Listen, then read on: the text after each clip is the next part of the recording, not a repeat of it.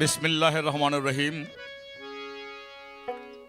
পরম করুণাময় আল্লাহ পাকের কাছে সাহায্য কামনা করে আজকের এই আয়োজন নিয়ে আল্লাহ পাকের সাহায্য কামনা করে আমরা দুটি শিল্পী আরম্ভ করছি। আমি অধম আবুল সরকার, আমার সাথে আছে বাংলাদেশের বিখ্যাত গায়িকা মমতাজ বেগম। আজকের গানের ধারা বড় সুন্দর দুটি ধারা দিয়েছেন। একটি হলো নবী তত্ত্ব আমাকে, আমার পাশের শিল্পীকে দিয়েছেন আদম তত্ত্ব বা আদম সৃষ্টি। আজকের এই অনুষ্ঠানের যারা যিনিরা আয়োজন করেছেন তিনিদের সবার প্রতি ঈদের শুভেচ্ছা রেখে, বাংলা ভীষণের কলাকৌশলদের প্রতি ঈদের শুভেচ্ছা রেখে, অন্যান্য সকল ধর্মের প্রতি, সারা বাংলাদেশের প্রতি, সারা বাঙালিদের প্রতি, সারা পৃথিবীর প্রতি ঈদের শুভেচ্ছা রেখে সবার কাছে দোয়া কামনা করে আমাদের পালা গান আরম্ভ করছি। সবাই আমাদেরকে দোয়া করবেন। আসসালামু আলাইকুম ওয়া রাহমাতুল্লাহি ওয়া বারাকাতুহু।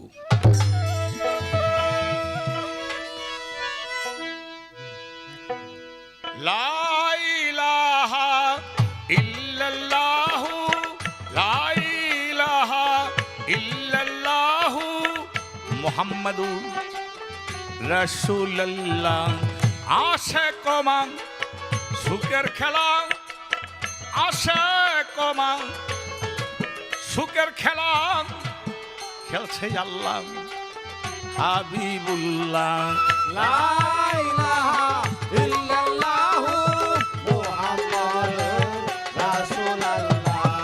আশিক মা সুখের খেলা, আশিক মা সুখের খেলা খেলছে আল্লাহ হাবিবুল্লাহ। সৃষ্টিতে শেখ হইয়া নবী কানু পয়দা কিয়া, সৃষ্টিতে শেখ হইয়া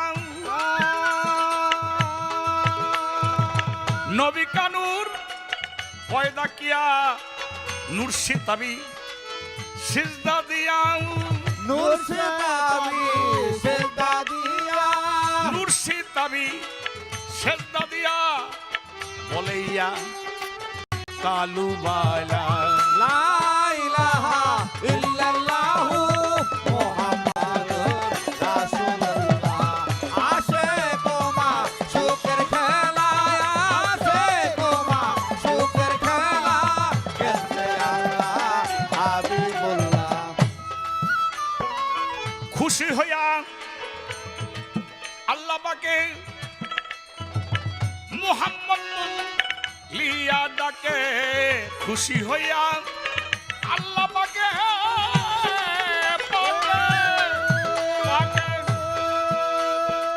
মুহাম্মদ লিয়া ডাকে। আশিক হইয়া যায় মাসুকে, আশিক হইয়া যায় মাসুকে, আশিক হইয়া যায় মাসুকে।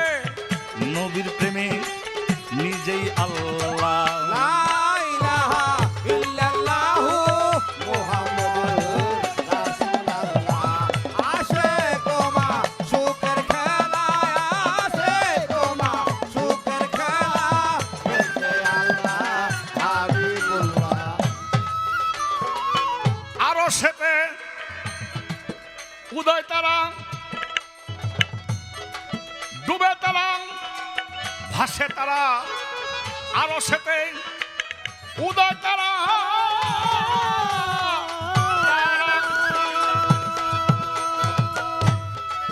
ডুবে তারা, ভাসে তারা। ভেজা নেতা তারাই তারা, জানে তার তারাই তারা, ভেজা নেতার তারাই তারা। আর জানে প্রেমিকওয়ালা। লা ইলাহা ইল্লাল্লাহু, লা ইলাহা ইল্লাল্লাহু মুহাম্মাদুর রাসূলুল্লাহ। আশিক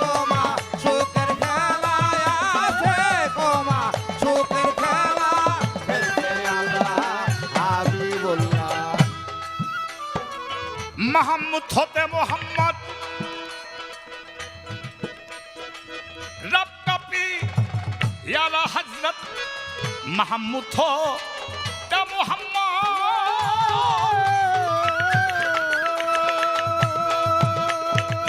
রব কাপি ইয়ালা হযরত আবুল সরকার ওই হাকিগত আবুল সরকার কয় হাকিগত আবুল সরকার ওই হাকিগত নূর নবীজি হয় নুরুল্লাহ লা ইলাহা ইল্লাল্লাহু লা ইলাহা ইল্লাল্লাহু মুহাম্মাদুর রাসূলুল্লাহ আসে তোমা সুখের খেলা আসে তোমা সুখের খেলা খেলছে আল্লাহ হাবিবুল্লাহ আল্লাহ পাক এই মাকলুকাত সৃষ্টির আগে তিনি উহাদাতের বাগানে ছিলেন। তিনি বললেন হাদিস কুরসির মধ্যে কুনতু কানজান মাকফিয়ান ফাবাবতু নওফা ফাখলাকতুল খালাকা ইরফা, আমি গুপ্তরত্ন স্বরূপ উহাদাতের বাগানে ছিলাম। আমি প্রেমের মাধ্যমে প্রকাশ হবার ইচ্ছা করি, তাই সৃষ্টির সূচনা করি সর্বপ্রথম আমার চেহারা মোবারকের নূর দ্বারা, আমি মোহাম্মদ মুস্তাফা সাল্লাল্লাহু আলাইহি ওয়াসাল্লামের নূরকে। সেদিন থেকে আল্লাহর নূর হয়ে গেল আদি নূর, আর রাসূলের নূরকে রাসূলের নূরের নাম রাখা হলো জাতি নূর। ওই জাতি নূর বলে শুধু কালুওয়ালা আপনিই আমার আল্লাহ, বলতেছি হাজার হাজার বছর। মাহমুদ হতে মোহাম্মদ, মাহমুদ কি? মাহমুদ আমার আল্লাহর এক নাম। আল্লাহর ৯৯টি নাম হাদিসের মধ্যে আছে, একটি হাদিসের মধ্যে আছে ৩,০০০-এর উপরে নাম আছে। তাই আল্লাহর একটি নাম আছে মাহমুদ। মাহমুদ শব্দের অর্থ প্রশংসনীয়। এই আল্লাহর মাহমুদ নামের ধাতু হতে আমার রাসূল করিম সাল্লাল্লাহু আলাইহি ওয়াসাল্লামের উপরে সন্তুষ্ট হয়ে আমার আল্লাহ পাক তিনি নাম রাখলেন মুহাম্মদ। তিনি চরম প্রশংসনীয়। আল্লাহু আকবার, তার মতো আর প্রশংসনীয় কেউ নাই। তাই মাহমুদ হতে মুহাম্মদ রব কা প্যারা হযরত আবুল সরকার কয় হাকিগত নূর নবীজি হয় নুরুল্লাহ।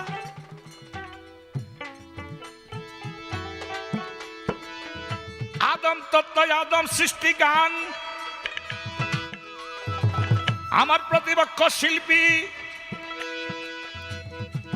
আল্লাহর মেহেরবানিতে ধন্য ধন্য ধন্য করছে আমাদের বাংলাতে। তিনির কাছে প্রথম একটি করে জিজ্ঞাসন, আপনারা শুনিবেন কথা যত গুণীজন। আমার আল্লাহ পাক ফেরেশতাদেরকে ডাকাইলেন, সমস্ত ফেরেশতাদেরকে ডাকাইলেন, ডাকাইয়া বললেন ইন্নী জাইলুন ফিল আরদি খলিফা। সূরা বাকারায় আছে আমি একজন মানুষ তৈরি করতে চাই। ফেরেশতারা বললেন করবেন না, করবেন না, আপনার ইবাদত বন্দেগীর জন্য আপনার নাম ডাকার জন্য আমরাই তো যথেষ্ট। যাকে যেই নাম দিয়েছেন সেই নামই তো জপনা করি।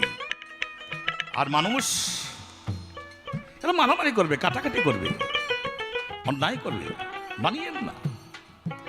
আল্লাহ বলে কালা ইন্না আলা মালা তালামুন, আমি যা জানি তোমরা তা জানো না। ঠিক আল্লাহ যা জানে ফেরেশতারা তা জানে না। সাধারণ কিছু মানুষ আছে তারাও জানে না। আবার হাদিস বুখারী শরীফের মধ্যে বলেছে ওই ফকির আমার রহস্য, আমি ফকিরের রহস্য, ওই ফকির আমার ভেদ, আমি ফকিরের ভেদ। আমার প্রশ্ন, আল্লাহ পাকে যা জানে ফেরেশতারা তা জানে না, তাহলে ফেরেশতাদের ব্যাপার বলা হয়েছে, মানুষের ব্যাপারে নয়।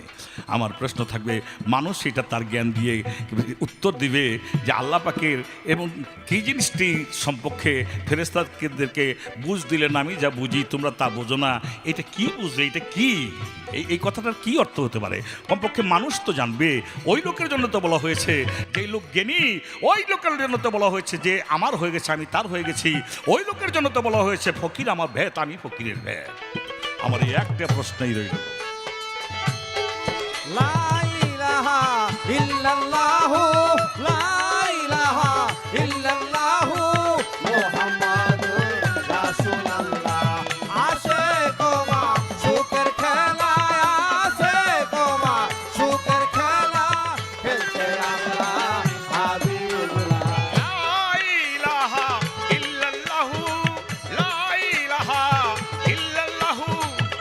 মোহাম্মদুর রাসূলুল্লাহ। আশে কমান সুখের খেলা খেলছে আল্লাহ হাবিবুল্লাহ। আশে কমান সুখের খেলা, আশে কমান সুখের খেলা খেলছে আল্লাহ হাবিবুল্লাহ।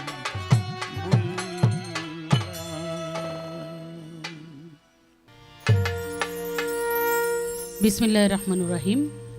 সকল প্রশংসা আমার আল্লাহ পাকের, তার প্রতি কৃতজ্ঞতা প্রকাশ করে এই বিশ্বে যত অলি আবদালগণ, গাউস কুতুব এই পৃথিবীতে এসছেন সবার প্রতি শ্রদ্ধা জ্ঞাপন করে আজকে আমার প্রতিপক্ষ জনাব আবুল সরকার, যিনি আমার হজরতে মোহাম্মদ আহমদে মোস্তফা সাল্লাল্লাহু সাল্লামের শান পরিবেশন করলেন এবং সে তত্ত্ব নিয়ে তিনি গান পরিবেশন করলেন, কথা রাখলেন। আমি সেই নবী পাকের কাছে আমার শ্রদ্ধাঞ্জলি পৌঁছিয়ে শুরু করব। ইতিমধ্যেই আপনারা শুনেছেন আজকের পালার কথা, আদম তত্ত্ব, নবী তত্ত্ব। আল্লাহর নূরে নবী পয়দা, নবীর নূরে তামাম পৃথিবী পয়দা। আর সেই নবী তত্ত্বর গান আমার প্রতিপক্ষ শুরু করেছেন, আমার কাছে প্রশ্ন করেছেন আদম তত্ত্বে রেখে। আমি সেই প্রশ্নে এবং গানের পৃষ্ঠে গান, সেই গান গাওয়ার আগে আজকে বাংলা ভিশনকে আন্তরিক ধন্যবাদ জানাতে চাই চমৎকার এই আয়োজনের জন্য। আমি ঈদের শুভেচ্ছা জানাচ্ছি দর্শক বন্ধুদেরকে যারা এই গান শুনছেন দেশে এবং দেশের বাইরে। সবাইকে ঈদের শুভেচ্ছা জানিয়ে আমার প্রতিপক্ষ বন্ধুকে আমার শুভেচ্ছা এবং সালাম জানিয়ে আমি শুরু করব। চমৎকার একটি গান রেখেছেন প্রথমেই। আমি যদি আগে তার কথা বলি তাহলে আমার অনেক কথা বলতে হয়। শুধু সংক্ষেপে আমার দর্শক মণ্ডলীকে বলবো, যারা আজকে দেখছেন এবং শুনছেন, আমার পাশে আজকে এমনই একজন শিল্পী যিনি বাংলাদেশে বর্তমানে আমরা যদি দুই একটা শিল্পীর নাম বলি তাহলে তার মধ্যে তিনার নাম আসবে। তিনি আমার উস্তাদের সমতুল্য শিল্পী, আমার গুরুর সমতুল্য শিল্পী। কারণ আমার উস্তাদ মাতাল কবি রাজ্জাক দেওয়ান, যিনি আমার বাবা মধুবয়তির পরে আমাকে গান শিখিয়েছেন, তার সমগায়ক। তার সাথে প্রচুর গান আমার উস্তাদদের শুনেছি এবং আমি নিজেও অনেক গেয়েছি। আজকে অনেক দিন পরে, বহু বছর পরে তার সাথে সৌভাগ্য হলো বাংলা ভিশনের মাধ্যমে একটি পালা গান উপহার দেওয়ার। আর আমিও দর্শক মণ্ডলী জানেন সচরাচর এই পালা গানটা করা হয় না। গত বছর বাংলা ভিশনে একটি পালা গান করেছিলাম, আর সে এক বছর পরে আবার জনাব আবুল সরকারের সাথে একটি পালা গান উপহার দিতে যাচ্ছি। আমি জানি যে আমার গানের কথায় অনেক ভুল ত্রুটি হবে, তবুও সবাই ক্ষমা সুন্দর দৃষ্টিতে দেখবেন এই আশা ব্যক্ত করে আমি গান শুরু করব। যেভাবে আমাকে প্রশ্ন করেছেন, আল্লাহ পাক আদমকে সৃষ্টি করবেন মনে বাঞ্ছা করলেন, কিন্তু ফেরেশতারা তাতে বাধা সৃষ্টি করলো। ফেরেশতারা বলল যে কি দরকার আদম সৃষ্টি করার, এটা পবিত্র কোরআন শরীফের সূরা বাকারার মধ্যে রয়েছে। ফেরেশতারা নিষেধ করার পরে আল্লাহ বললেন যে আমি যা বুঝি, আমি যা জানি, তোমরা তা বোঝো না, তোমরা তা জানো না।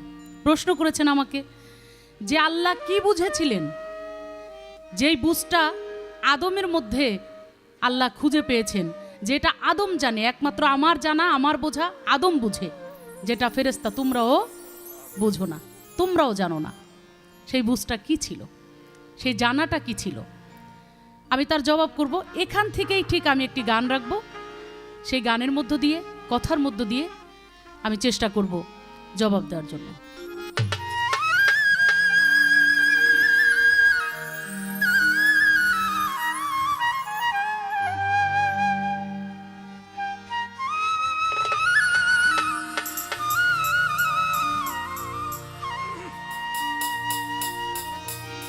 আদম বানাইতে নিরঞ্জন,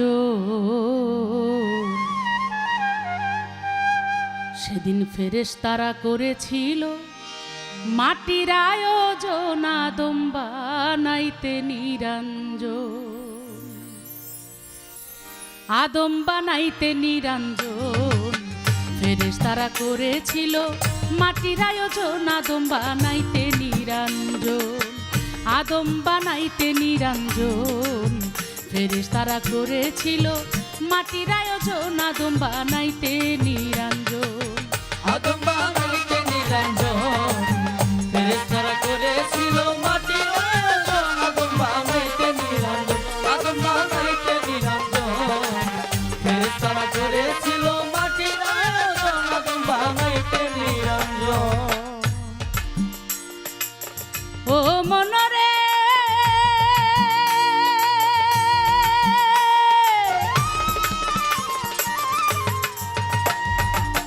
বলছে সকল ফেরেশতারাই আমরাই আছি সামনে খাড়া। আদমের কি বা প্রয়োজন, হায় রে আদমের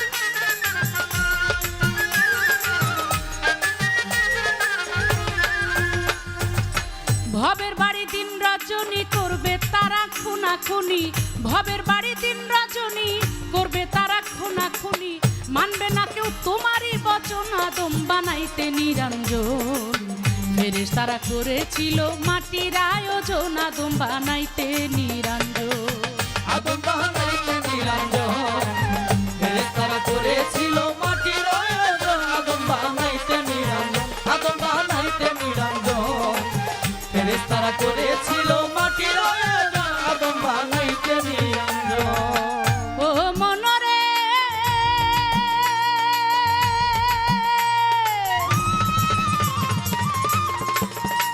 আমার আল্লাহ কয় অহংকার ছাড়ো, কিছু মাটির জোগাড় করো, বাদ করো সব রতন আর কাঞ্চন। হায় রে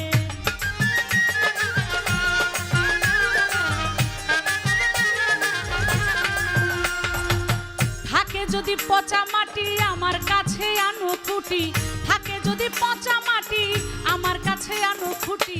জিব্রাইলে করেছে গমন, আদম বানাইতে নিরঞ্জন, ফেরেশতারা করেছিল মাটির আয়োজন। আদম বানাইতে নিরঞ্জন, আদম বানাইতে নিরঞ্জন, ফেরেশতারা করেছিল মাটির আয়োজন। আদম বানাইতে নিরঞ্জন, আদম বানাইতে নিরঞ্জন, ফেরেশতারা করেছিল মাটির আয়োজন। আদম বানাইতে নিরঞ্জন।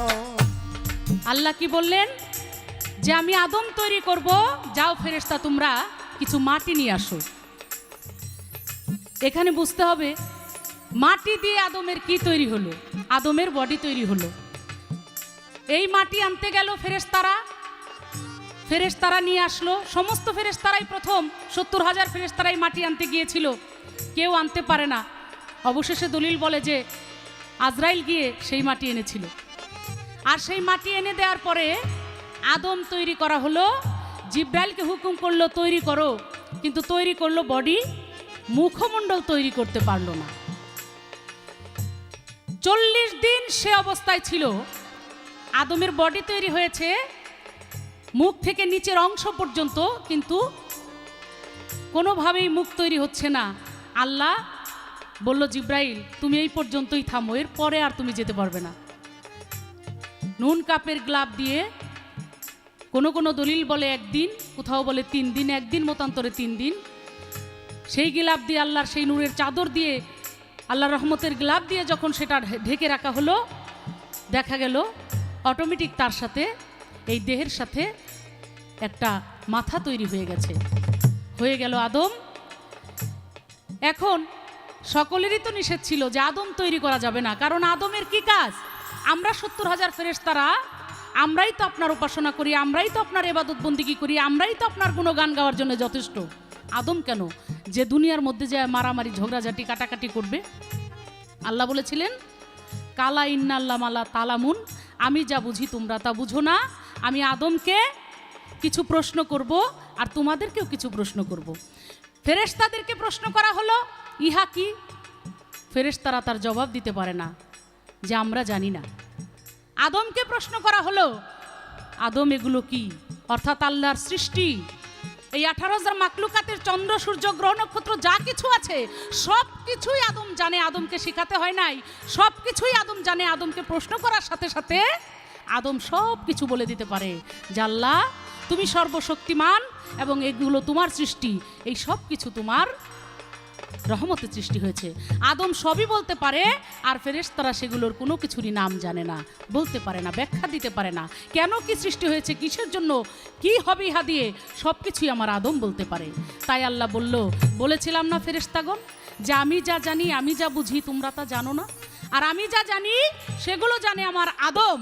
আর সেজন্যেই আমার পীড়িত হবে, আমার প্রেম হবে আদমের সাথে, তোমাদের সাথে না। আমি আদমকে তৈরি করেছি প্রেম করার জন্য। আদম তৈরির আগে আল্লাহ আরো 4টি জাত তৈরি করেছিল, হারিজ মারিজ অসুর সিংহ, এইগুলোকে আল্লাহ ধ্বংস করে দিয়ে আদম তৈরি করলো, কারণ তাদের মধ্যে আর আল্লাহর মধ্যে কোনো প্রেম বিনিময় হয় নাই। একমাত্র প্রেমের বাগান সাজানোর জন্য, প্রেম করার জন্য আল্লাহ এই মানুষকে তৈরি করেছে। তাই আমার আরেকটি গানের মধ্যে রয়েছে, এই মানুষও বানাইছে আল্লাহ প্রেমের কারণে, প্রেমের ডুরি বান্ধরে মুর্শিদের সঙ্গে। যেদিন না আসিল আসমান জমিন, না আসিল রাত্র আর দিন, এই মানুষকে পাঠাইছে শুধু প্রেমের কারণে, প্রেমের ডুরি বান্ধরে মুর্শিদের সনে। তাই মানুষের সাথে প্রেম লীলা করার জন্য, প্রেম খেলা খেলার জন্য আল্লাহ পাক এই আদমকে তৈরি করেছেন। ও মনরে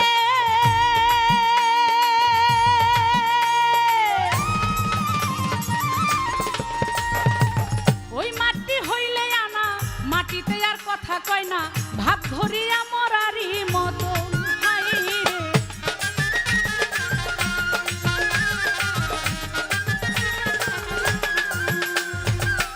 ও মনরে ওই মাটি হইল আনা, যে মাটি দিয়ে আদমকে তৈরি করেছে, আল্লাহর শক্তি ছাড়া তো ওই মাটিতে তো কথা বলতে পারে না। মাটির তো কোনো শক্তি নাই যে মাটি কথা বলবে। ওই মাটি হইল আনা, মাটিতে আর কথা কয় না, সে যে ভাব ধরিল মরারি মতো।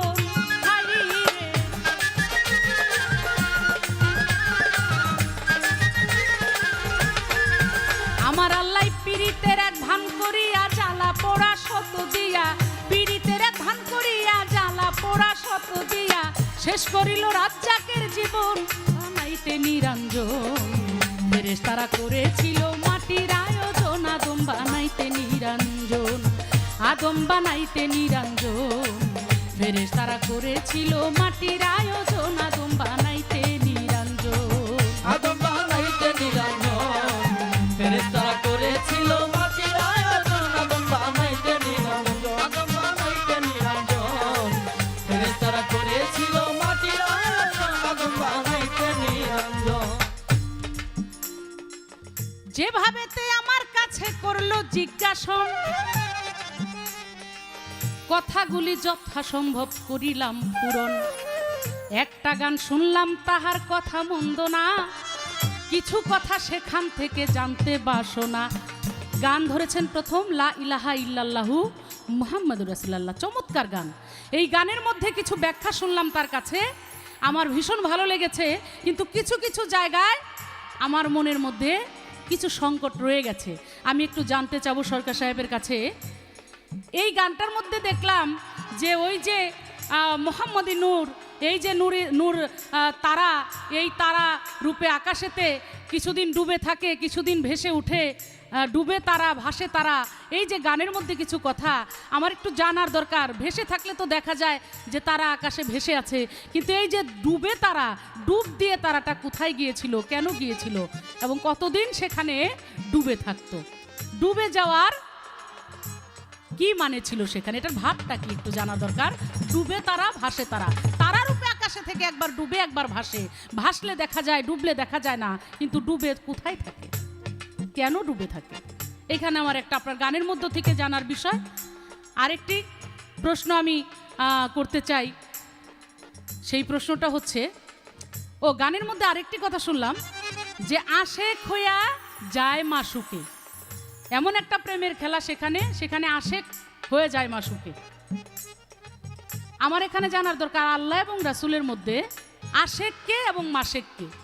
যেমন আমি আমার গুরুর প্রতি আমি হলাম আশেক, সে হলো আমার মাসুক। আমার যিনি গুরু, আমার যিনি মুর্শেদ, তিনি আমার মাসুক, আমি হলাম তার আশেক, আমি তার ভক্ত। আমার জানা দরকার যে রাসূল এবং আল্লাহর মধ্যে, দুইজনের মধ্যে আশেককে এবং মাসেককে। এখানে যদি একটু উল্টাপাল্টা হয়ে থাকে তাহলে কেন হয়, কিসের জন্য হয়, সেই ব্যাখ্যা আপনি অবশ্যই অনেক জানেন। আমি শুধু প্রশ্ন করে গেলাম, আশা করি এর সুন্দরভাবে জবাব করবেন। আরেকটি ছোট্ট প্রশ্ন আমি আপনাকে আমাদের বর্তমান সমাজের কিছু নিয়ম কানুন নিয়ে এখানে একটি প্রশ্ন করতে চাই। আমার হুজুর পাক 1400 বছর আগে আমাদের মাঝখান থেকে সশরীরে আর ওইভাবে নাই, উনি চলে গেছেন। কিন্তু এখনও অনেকগুলো গ্রুপ আছে, তার মধ্যে একটি গ্রুপ ঈদে মিলাদুন নবী করে, আর একটি গ্রুপ ঈদে মিলাদুন না করে ঈদে সিরাতুন নবী করে। আমার একটু জানা দরকার, একটা গ্রুপ করে ঈদে মিলাদুন নবী আর একটা গ্রুপ করে ঈদে সিরাতুন নবী, এর মানেটা কি, কোনটা আসলে সঠিক? যদি বলেন ঈদে মিলাদুন নবী সঠিক, তাহলে আরেকটা গ্রুপ ঈদে সিরাতুন নবী কেন করে? আর যদি বলেন দুইটাই সঠিক, এই দুইটার ভাব কি, কোন ভাবে কে করে, আমার একটু জানবার বিষয়। এই প্রশ্ন গানের থেকে দুই একটি কথা, আশা করি আপনি তার জবাব করবেন। ওরে ওই মাটি হইল আনা, মাটিতে আর কথা কয় না, ভাব ধরিয়া মরারি মতন। হায় রে,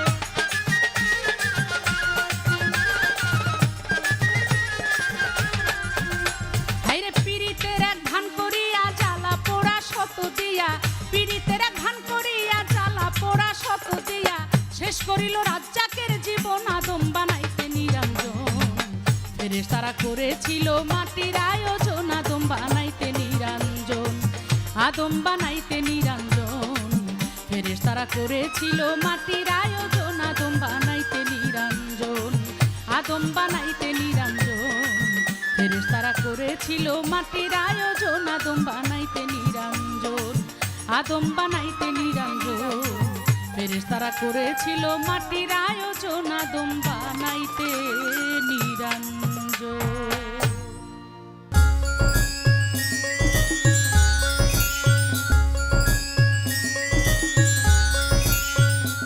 আলহামদুলিল্লাহ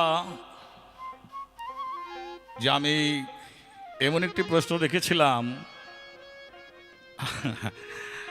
সাধারণ অনেকেই জানে যে আমি কমপক্ষে 35 বছর হলো এই পাল্লা গান করি।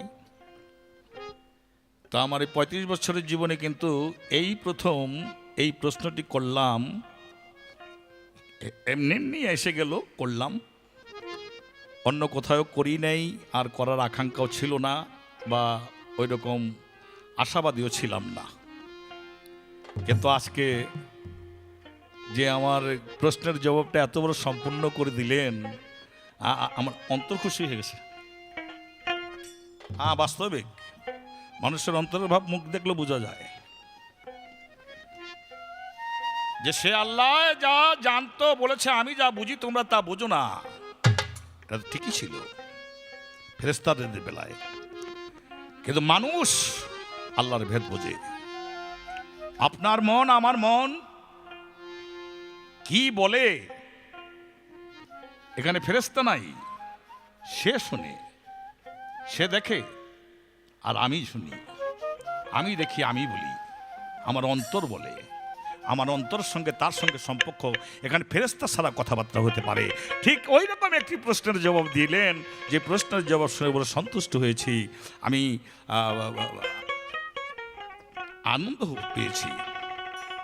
আমার প্রশ্নের জবাব দিয়া আমার গান থেকে একটি প্রশ্ন করেছেন, যে গান ছিল ডুবে আরশেতে উদয় তারা, ডুবে তারা ভাসে তারা, ভেদ জানে তার তারাই তারা, আর জানে প্রেমিকওয়ালা আশিক ও মাসিকের খেলা। সুবহানাল্লাহ। নূরের জগতের মধ্যে এমন একটি কথা আছে, আউয়ালে আহমদ দিয়ম, এটা ফার্সি ভাষা, দিয়মের বাংলায় বলে দুই, দিয়মের তবরাকের ফুল, জান্নাতি গাছের ফুল, ছিয়মে মনের গলার হার, চৌথায় সেতারা, পঞ্চমে ময়ূর।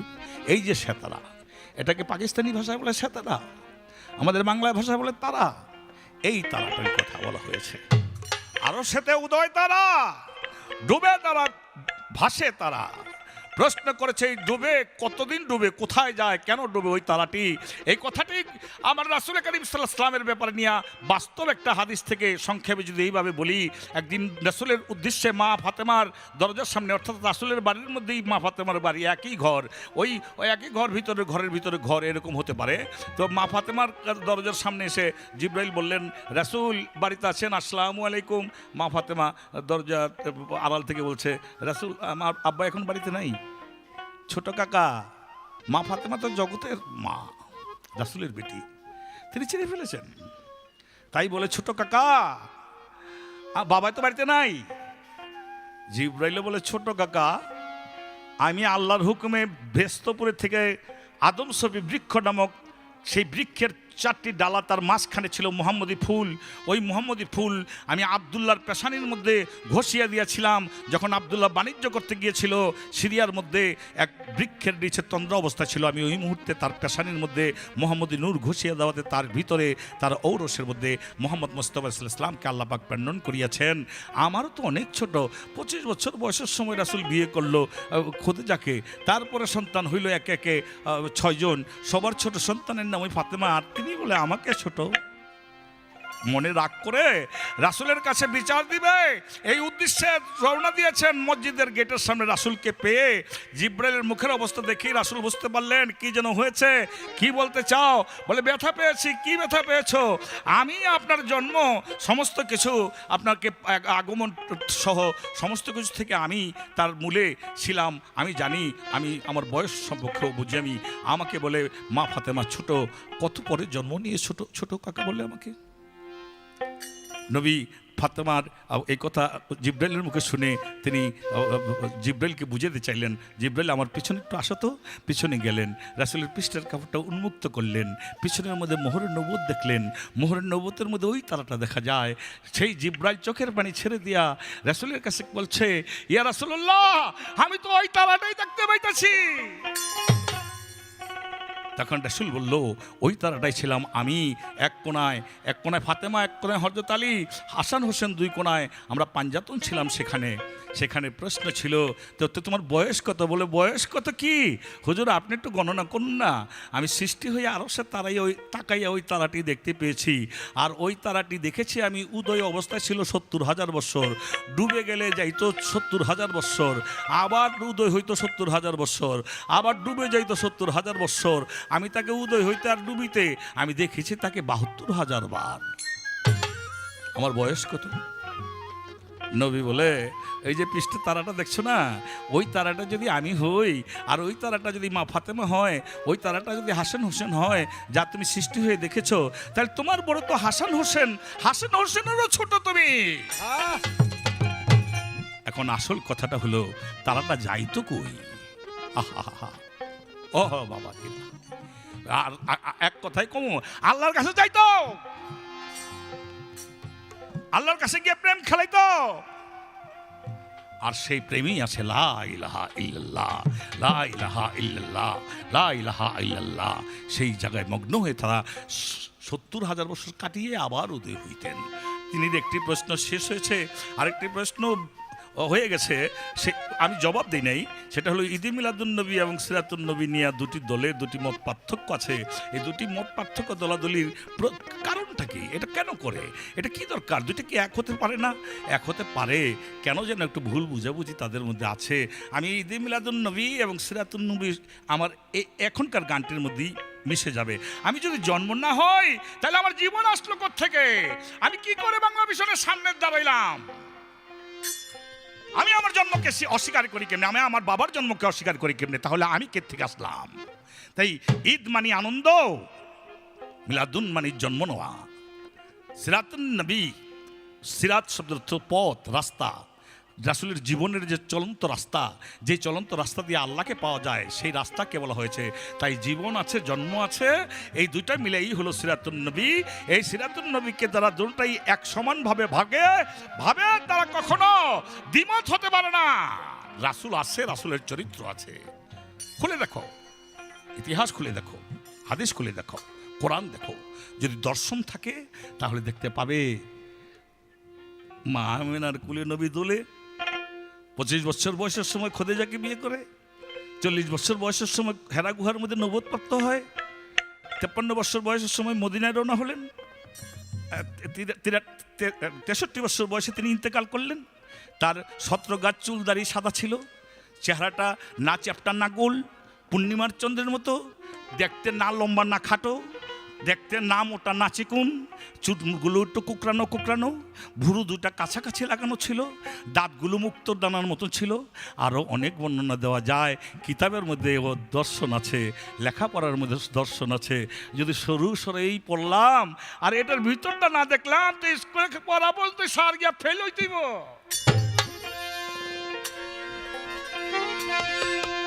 আকাশের তারাগুলি ঝিলিমিলি ঝিলিমিলি জ্বলছে, ডালে ডালে ফুলগুলি সৌরভে দুলছে। রসুল এসেছে, রসুল এসেছে, রসুল এসেছে, রসুল এসেছে। রাসূল এসেছে, রাসূল এসেছে, রাসূল এসেছে, রাসূল এসেছে, রাসূল এসেছে, রাসূল এসেছে। আরব দেশে কাবার পাশে মানবের সেরা মানব এসেছে।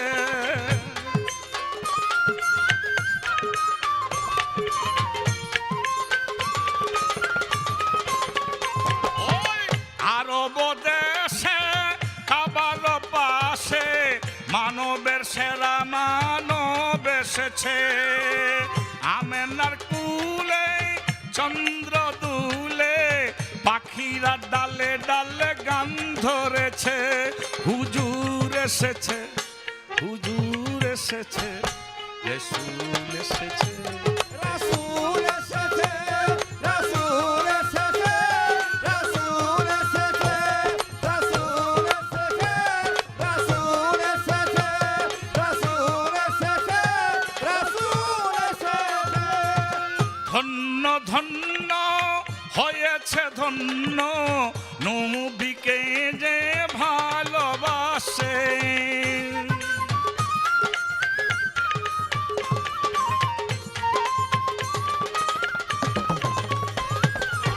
ধন্য ধন্য হয়েছে ধন্য নবীকে যে ভালোবাসে। দুজক হারাম আরাম আরাম জান্নাতে তার নাম লিখেছে। প্রেম রসে, প্রেম রসে, রাসূল এসেছে। রাসূল এসেছে, রাসূল এসেছে, রাসূল এসেছে, রাসূল এসেছে, রাসূল এসেছে, রাসূল এসেছে, রাসূল এসেছে। আকাশের তারাগুলি ঝিলিমিলি ঝিলিমিলি জ্বলছে, এখনো জ্বলে, আগেও জ্বলছে।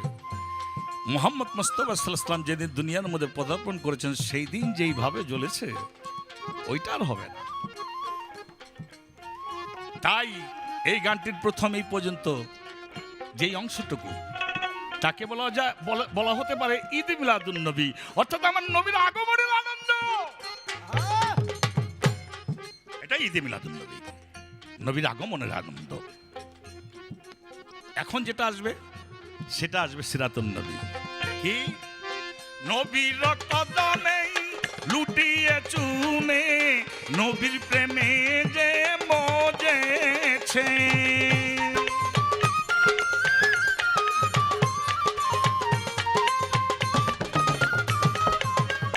আমার নবীর কদমে লুটিয়ে চুমে নবীর প্রেমে যে মজেছে।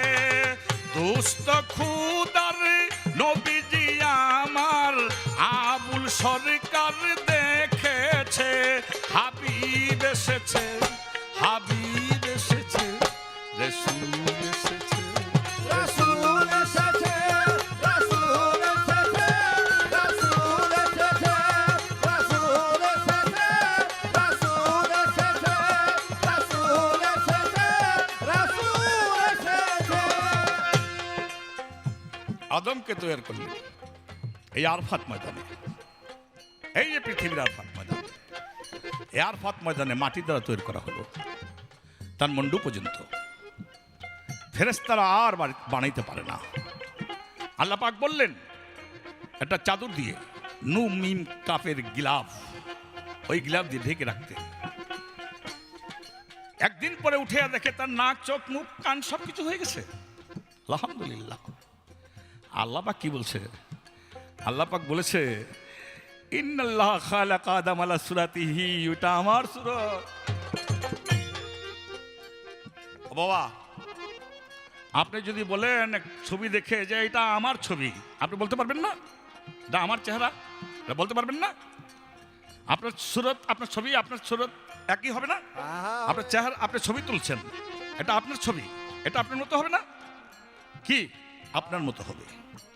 তাহলে আল্লাহ যদি বলে ইন্নাল্লাহ খালাকা আদম আলা সুরাতিহি, আমি আদমের সুরতকে বানিয়েছি আমার নিজ সুরত দিয়া, তাহলে এক হবে। আল্লাহর সুরত আদমের সুরত এক হবে। আমরা আদমের সন্তানও তাই হব। হিমসাগর আম গাছে হিমসাগর আমই হয়। তাহলে আমার প্রশ্ন, আদম সন্তানদের এত চেহারা কেন? এত চেহারা কি আল্লাহর? আল্লাহ কি এক চেহারার কথা বলেছে? এত চেহারার মধ্যে কি আল্লাহকে দেখব? না, আল্লাহর কোনো চেহারা আছে। সেই চেহারাটা কিরকম দেখতে? এই আমার একটি প্রশ্নই রইল।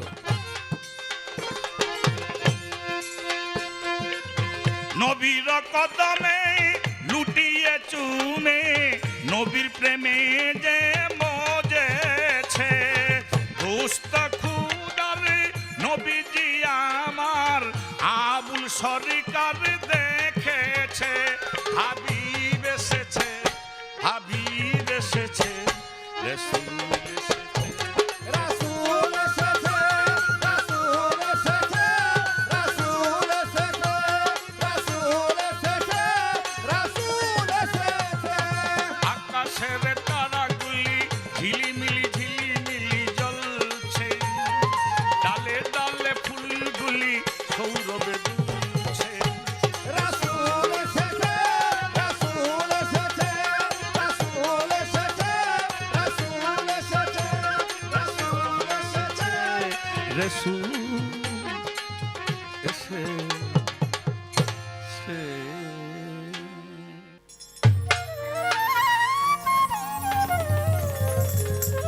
সম্মানিত দর্শক শ্রোতা, আমার প্রতিপক্ষ চমৎকারভাবে আমার যা কথা ছিল, আমার প্রশ্ন ছোট হলেও তার জবাবটা কিন্তু বিশাল আকারেই ছিল।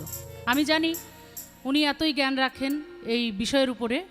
যদি স্টেজ হতো আরও অনেক সময় ভরে এর এক একটি কথার ব্যাখ্যা উনি অনেক সময় ভরে বিস্তারিত বুঝাতে পারতেন, কিন্তু চ্যানেলে বা যখন আমরা মিডিয়াতে যখন এই গানগুলো যায় তখন আসলে সময়ের একটা বিষয় চিন্তা করে আমাদের গাইতে হয়। সেজন্যই অনেক কথা বলার থাকলেও বলা যায় না। চমৎকার গান একটি গাইলেন, গানের পাশাপাশি আমাকে একটি কঠিন প্রশ্ন করেছেন। আমি জানি না জবাব দিয়ে কতটুকু আপনাদের মন মতো কথাটা বলতে পারবো, কারণ প্রশ্নটা আসলেও খুব কঠিন। আল্লাহ বললেন, আমি যেই কথাটি প্রথমেই বলেছিলাম যে দেহটা তৈরি করলো ফেরেশতা, কিন্তু মুখমণ্ডল তৈরি করতে পারে নাই। সেটা আল্লাহর নুন কাপের গ্লাভ দিয়ে চাদর দিয়ে ঢাকার পরে তার যেখানে যেটা লাগে আদমের চমৎকার সুরত চলে আসলো। প্রশ্ন করা হলো এই সুরত কোথা থেকে আসলো? আমার আল্লাহ পাক বললেন, ইন্নাল্লাহ খালাকাল্লাহু আদম আলা সুরাতিহি, ওই সুরত আমার, যে সুরত তুমি দেখতে পাচ্ছ, যে সুরত আদমকে দেয়া হয়েছে। প্রশ্ন করেছেন, আদমের সুরত যদি আল্লাহর সুরত হয় তাহলে আমি আমার সুরত দেখলে বুঝতে পারবো। আমার যদি একটা ছবি তোলা হয়, ফটো তোলা হয়, আমি দেখে বলবো আরে এটা তো আমার ফটো, আমার ছবি। বাংলা ভিশনে এই যে গান করছি, যখন আমরা দেখবো তখন বলবো এই যে আমি গান করছি, এই যে আমার চেহারা, আমি এটা, আবুল সরকার এটা। কিন্তু আল্লাহর সুরত যদি আদমের হয়, এই আদম, তারপরে আদমের সন্তানাদি, এই যে আদম থেকে আমরা যারা আসছি পৃথিবীতে, কিয়ামতের আগ পর্যন্ত যত মানুষ আসবে, তাহলে সব সুরতই আল্লাহর সুরত। যদি তাই হয় তাহলে কোন স্রোতের সাথে তো কোনো স্রোতের মিল নাই। এক একটা এক এক রকম, আবুল সরকার একরকম, মমতাজ আর একরকম, হ্যাঁ আপনি একরকম, আরেকজন আরেক রকম। তাহলে আল্লাহর স্রোত হলো কি করে, আপনার স্রোত কিভাবে হলো? কঠিন প্রশ্ন। কিন্তু তারপরেও আমি বলবো যে আল্লাহর সৃষ্টি, আল্লাহর রহস্য, সৃষ্টি বোঝা বড় দায়। আল্লাহ যেহেতু বলেছেন বিশ্বাস, আমার সেটাই আনতে হবে এবং ইহাই সত্য। জাল্লা আমি আপনার মতো ছোট আকারের, আমাদের যেমন একটা সীমাবদ্ধতা আছে, আল্লাহর কোনো কিছুর কিন্তু কোনো সীমানা নাই। যেদিকেই যাবেন, যেদিকেই খুঁজতে যাবেন, চন্দ্র সূর্য গ্রহ নক্ষত্র যা কিছু সৃষ্টি করেছেন, যেখানেই যাবেন অসীম, যার সৃষ্টির কোনো শেষ নাই। তেমনি আমি বলতে চাই, আমার একটি গানের মধ্যে ছিল, আমার উস্তাদ যেই গানটা লিখছিলেন, দেখো গিয়া লাউ গাছে শত ডগা উপরে নিচে, জংলা পেঁচে লাউ গাছে ভরা পোড়া, নামে সব লাউয়ের করা, জাংলা ভরা সবই পুরান লাউয়ের চেহারা। সবটাকেই আমরা লাউ বলি, কিন্তু যখন জাংলার মধ্য থেকে সেই লাউটা নামে আমরা ধরে কিন্তু এটাও লাউ, এটাও লাউ, এটাও লাউ, কোনোটা খাটো, কোনোটা লম্বা, কোনোটা মুচড়ানো, কোনোটায় ভোমরা লাগানো, কি এক একটা তো এক এক রকম থাকে, কিন্তু আসলে নামে কি সব লাউ, চেহারাটাও কি পুরান লাউ। তেমনি মানুষের যে চেহারা, আল্লাহ বলেছেন সমস্ত চেহারাই আমার চেহারা, আমার সৃষ্টি অসীম, যেটার কোনো সীমানা নাই। আমার চেহারাও আল্লাহর চেহারা, আপনারটাও আল্লাহর চেহারা, সমস্ত সেই পুরান লাউয়েরই চেহারা। সেইখান থেকেই আমরা সব কিছু এসেছি, সবাই এসেছি। এর বিস্তারিত হয়তো আমি আরও অনেক বলবো বা বলা যাবে, আমি কিছুটা আমার গানের মধ্যে বলতে চাই। আমি কবি জালালউদ্দিন খাঁর একটি গান এই জায়গায় রাখব।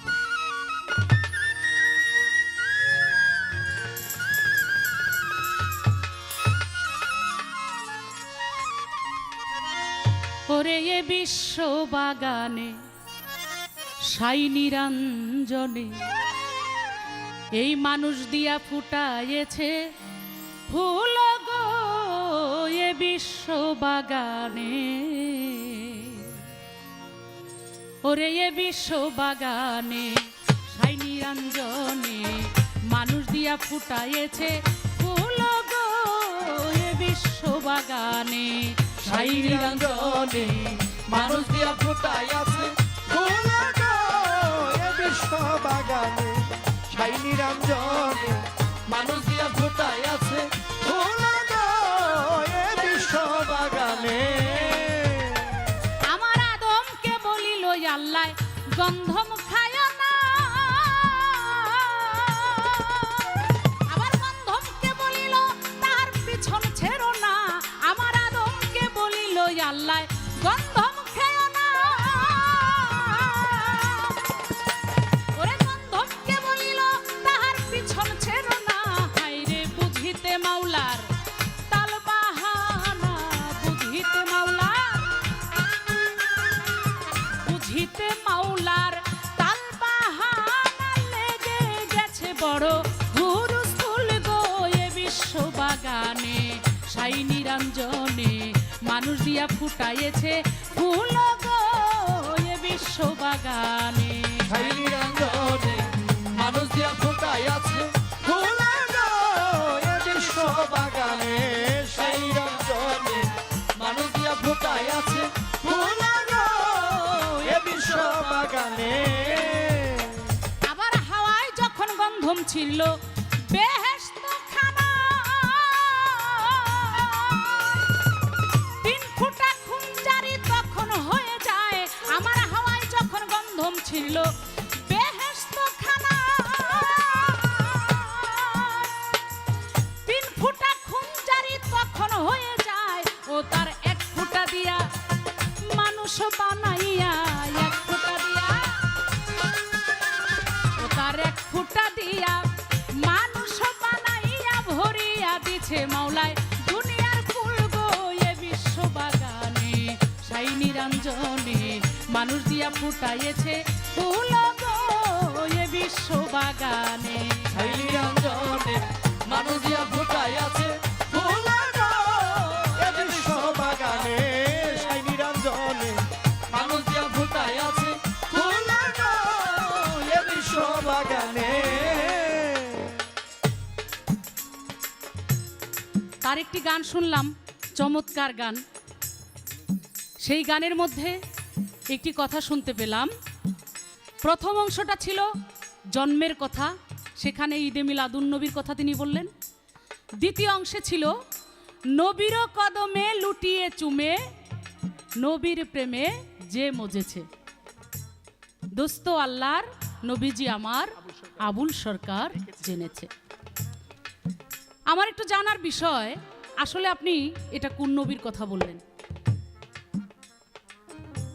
এই যে আপনার মুখে এক নবীর কথা শুনলাম, জিব্রাইল বললেন যে ফাতেমা সে কি করে আমাকে ছোট কাকা বলে, কারণ আমি সেই সিরিয়াতে আব্দুল্লাহকে ফুল শুকিয়েছিলাম, সেই ফুলের থেকে আমার হযরত মুহাম্মদ নবী করিম সাল্লাল্লাহু আলাইহি সাল্লামের জন্ম।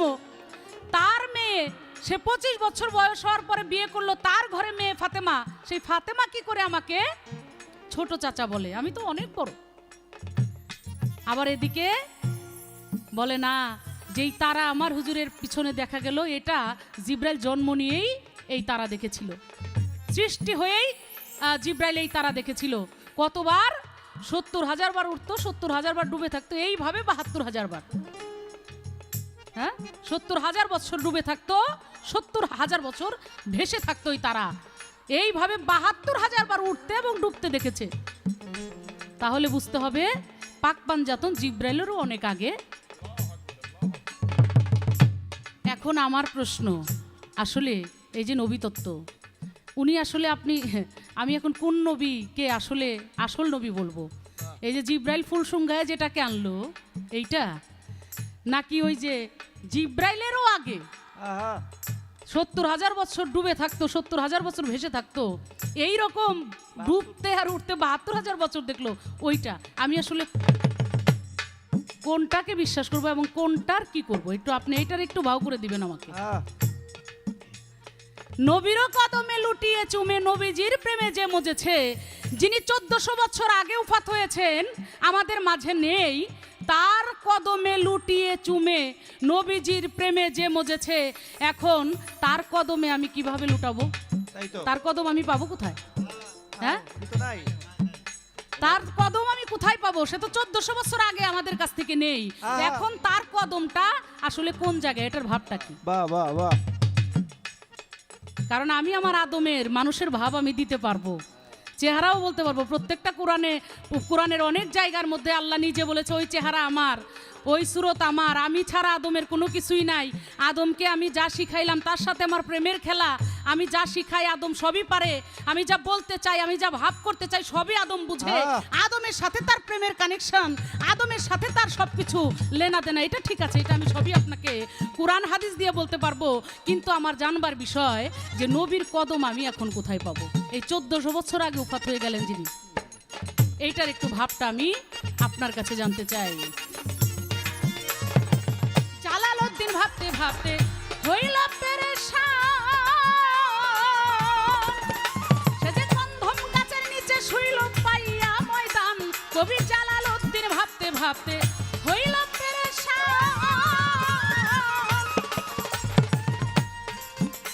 সে যে গন্ধম গাছের নিচে শুইল পাইয়া ময়দান। জালাল সেইখানে গিয়া পড়েছে ঘুমাইয়া, সেইখানে গিয়া পড়েছে ঘুমাইয়া, নেশার ঘরে তার ভাঙল না ভুল গো এ বিশ্ব বাগানে।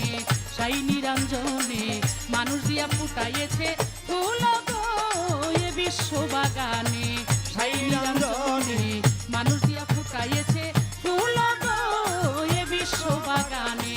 সাই নিরঞ্জনে মানুষ দিয়া ফুটাইয়েছে ফুল গো এ বিশ্ব বাগানে। সাই নিরঞ্জনে মানুষ দিয়া ফুটাইয়েছে ফুল গো এ বিশ্ব বাগানে।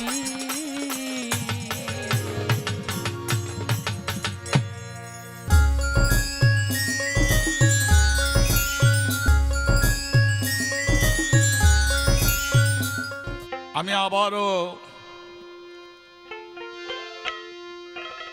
আল্লাহ শুকরিয়া আদায় করে ধন্যবাদ জানাচ্ছি। আমার প্রশ্নটি ছিল যে আল্লাহ যদি আদমের রূপ যদি আল্লাহর রূপ হয় তাহলে একই রূপ হবে সব, তো এক একজনের এক এক রূপ, এটার মূল কারণ কি?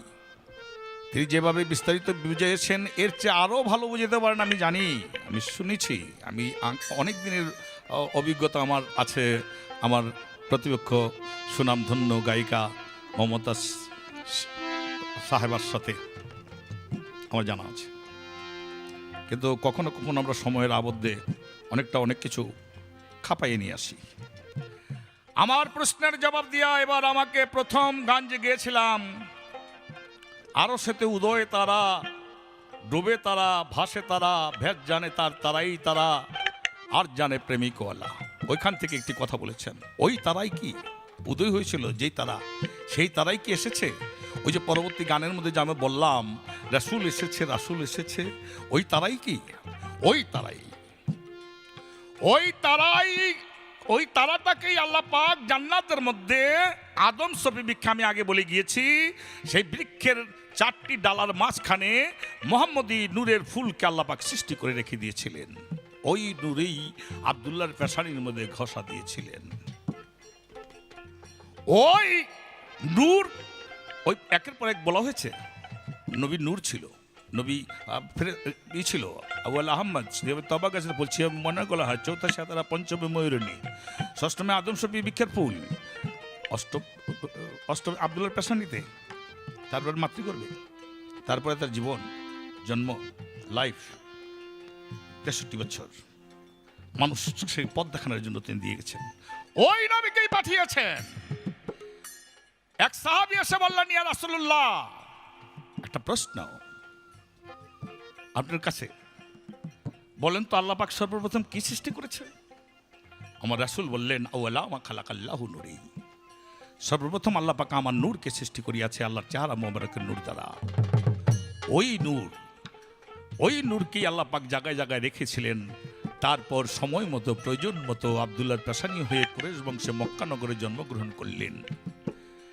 জন্মগ্রহণ করলেন বলতে গেলে আমাদের মধ্যে সরাসরি এই মাইকের মধ্যে কেমনে বলি বাবা, এই জন্মের মধ্যে যে কত বড় ঘোর রহস্য আছে, আপনার মতো আমার মতো জন্ম নয়। আমি এখনো বলে দিয়ে গেলাম, অথচ বিজ্ঞান স্বীকার করবে না, সাধারণ মানুষ স্বীকার করবে না। রাসূলের কিভাবে জন্ম হয়েছে তাও জানি, আল্লাহ পাকে জানায়, কিন্তু বলবো না। আমাদের মতো না, এই কথাই সোজা বলে দিলাম। ওই রাসূলকে আল্লাহ পাক পাঠিয়েছেন, এই জন্য এক জায়গার মধ্যে বলেছেন আমি এরসাল করেছি।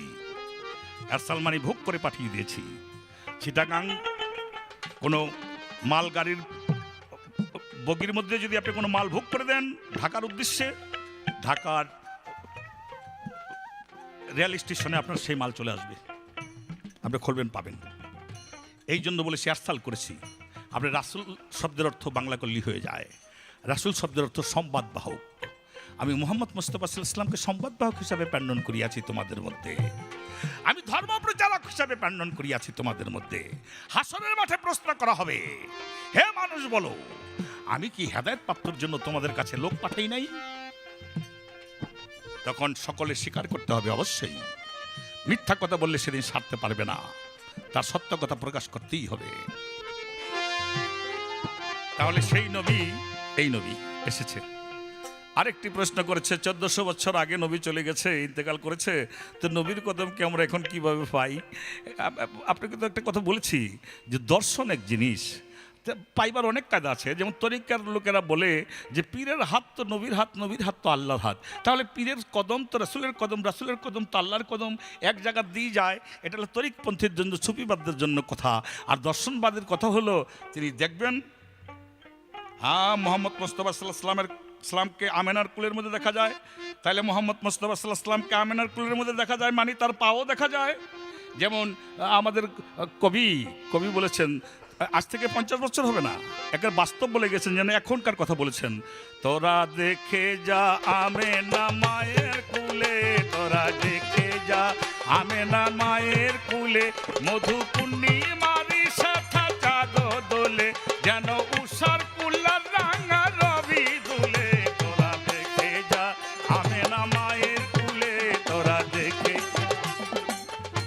বাস্তব বলেছে। 50 বছর আগেও যদি তিনি লিখে থাকেন, 1400 বছর আগের কথা তো অনেক দূরের কথা হইল। এই তো সেদিন কবি নজরুল তিনি যখন এই কথাটা বলেছে, তখন ঠিকই তিনি মায়ের কুলের মধ্যে মোহাম্মদ মুস্তাফা সাল্লাল্লাহু আলাইহি ওয়াসাল্লামকে দেখে তিনি এই দর্শনে এই গান লিখেছেন। তা না হলে এই গান লিখতে পারেন না।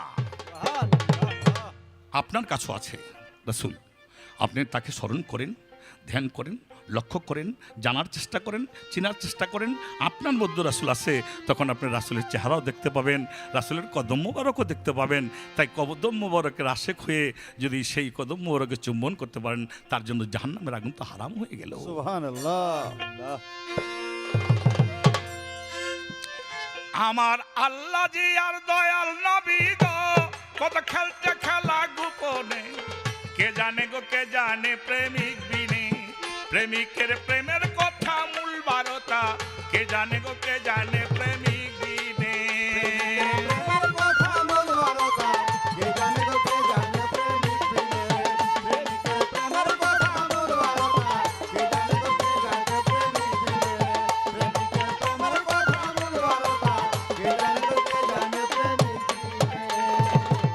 মন রে, যেদিন যায় আসে না সেদিন, আগে চিনবে নবী চিন, 99 নামের ফুল নবী হযরত ইয়াসিন।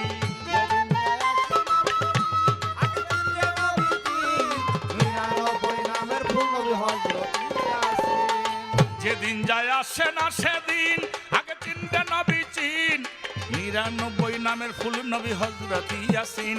আমার বলেছেন রাব্বিল আলামিন তুই, আমার বলেছেন রাব্বুল আলামিন গো, আমার বলেছেন রাব্বিল আলামিন গো, আর সাক্ষী আছে পাক কুরআনে, কে জানে গো কে জানে প্রেমিক বিনে, প্রেমিকের প্রেমের কথা মূল বারতা, কে জানে গো কে জানে প্রেমিক বিনে।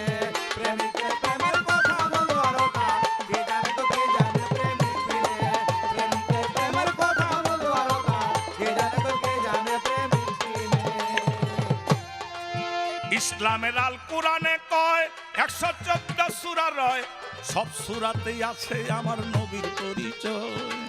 ইসলামের আল কোরআনে কয় 114 সূরা রয়, সব সূরাতে আছে আমার নবীর পরিচয়। ইসলামের আল কোরআনে কয় 114 সূরা রয়, সব সূরাতেই আছে আমার নবীর পরিচয়। আয়াত বুঝতে পারলে দেখিতে পাইরি, আয়াত বুঝতে পারলে দেখিতে পারে, আয়াত বুঝতে পারলে দেখিতে পাইরে, নবী কোন সূরায় আছে কোনখানে, কে জানে গো কে জানে প্রেমিক বিনে, প্রেমিকের প্রেমের কথা মূল বারতা, কে জানে গো কে জানে প্রেমিক বিনে। প্রেমিকের প্রেমের কথা মূল বারতা, কে জানে গো কে জানে প্রেমিক বিনে। প্রেমিকের প্রেমের কথা মূল বারতা, কে জানে গো কে জানে প্রেমিক বিনে। আমার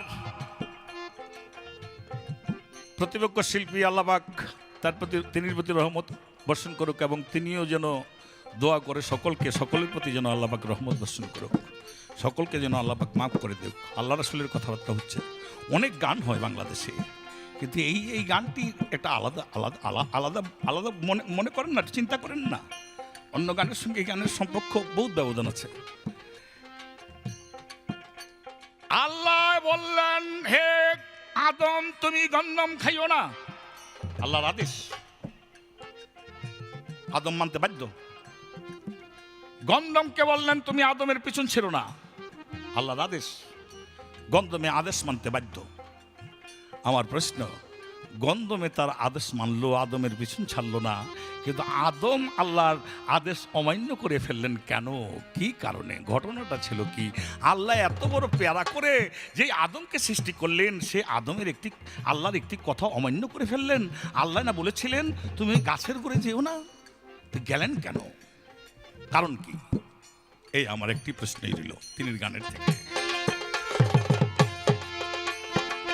নবীকে করিয়া সৃজন খোদা রহিলেন গোপন, নবীকে দেখিলে মিলে খোদার দর্শন। নবীকে করিয়া সৃজন খোদা রহিলেন গোপন, নবীকে দেখিলে মিলে খোদার দর্শন। নবীকে করিয়া সৃজন খোদা রহিলেন গোপন, আমার নবীকে দেখিলে মিলে খোদার দর্শন। সরকার আবুলে কয় ওই রূপ নিরূপণ, সরকার আবুলে কয় ওই রূপ নিরূপণ, সরকার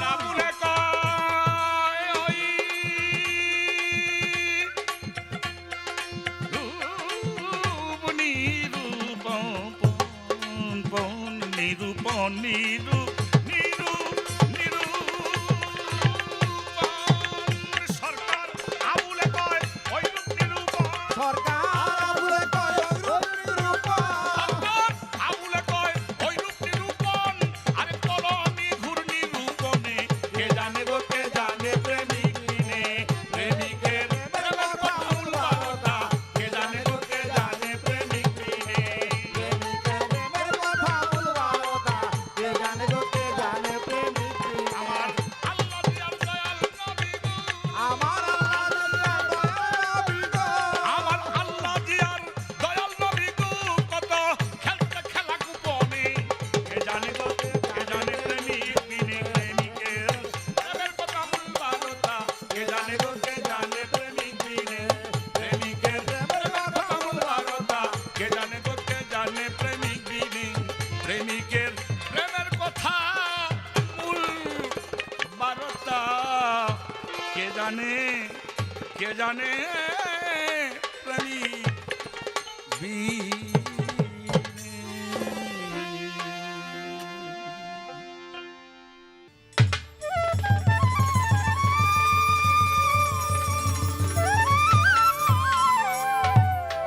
চমৎকার, অনেক সুন্দর একটি গান শুনলাম। প্রেমিকের প্রেমের কথা মূল বারতা কে জানে গো কে জানে প্রেমিক বিনে। আমার আল্লাহর দয়াল নবী প্রেম করেছে গোপনে। কত সুন্দর কথা। আমার প্রশ্ন ছিল, চমৎকারভাবে তিনি বাহ্যিক আধ্যাত্মিক সব দিক দিয়েই বোঝানোর চেষ্টা করলেন, সুন্দর হয়েছে। সেখানে একটি কথা চলেই আসছে যে কদম, নবীর কদমে লুটিয়ে চুমে। সেই কদম আমি কোথায় পাবো যিনি 1400 বছর আগে ওফাত হয়েছেন? তিনি বলেছেন আছে তো। যদি এখনো 1400 বছর নয় 50 বছর আগেও যদি নজরুল বলতে পারেন দেখে যা আমেনা মায়ের কোলে, যদি এখনো দেখে যা বলতে পারে তাহলে নিশ্চয়ই সে নবী আছে। আর সাধক তাই বলেছে, নবীকে পাইতে হলে, আমার হুজুরত তাই বলেছেন যে আমাকে পাইতে চাইলে একজন মানুষকে খোঁজো। ঠিকই আছে, আল্লাহ বলেছেন আমাকে পাইতে চাইলে আমার হাবিবকে খুঁজো, আমার রসুলকে খুঁজো। আমার রসুলে পাক বলেছেন যে আমাকে পাইতে হলে, সাইজি গান লিখেছেন এখানে, যিনি বলেছেন এই কথা আমার না, এটা আল্লাহর কথা, দলিলের কথা। যেহি মুর্শেদ তেহি রাসূল, ইহাতে নয় কোনো ভুল, খোদাও সে হয় এমন কথা লালন কয় না, কোরআনে কয় দলিলে কয়। তাহলে মানুষকে খুঁজতে হবে। কোন মানুষকে? সেই মানুষ যদি আসলে মানুষ হয়, নামে মানুষ না। মানুষের মতো আমার হাত আছে, পা আছে, চোখ আছে, নাক আছে, মুখ আছে, সবই আছে, কিন্তু আমি শুধু বেশে মানুষ, ভিতরে মানুষ নাই আমার। আমি মানুষ হয়ে মানুষের উপর অত্যাচার করি, মানুষ হয়ে মানুষের গীবত করি, মানুষ হয়ে মানুষের মাথায় বাড়ি দেই। আমি কি মানুষ? না। তাহলে মানুষ হতে হইলে আমার কি হতে হবে? যেই মানুষের মধ্যে আমার হাবিবকে, আমার রসুলের আদর্শকে পাওয়া যাবে, রসুলের কদমকে খুঁজে পাওয়া যাবে, যাকে পেলে আমার আল্লাহর দর্শন পাওয়া যাবে, সেই জ্ঞানে হলো মানুষ। আর প্রশ্ন করেছেন, প্রশ্নের জবাবটা করব। এই মানুষের এখানে একটি গান আগে করি।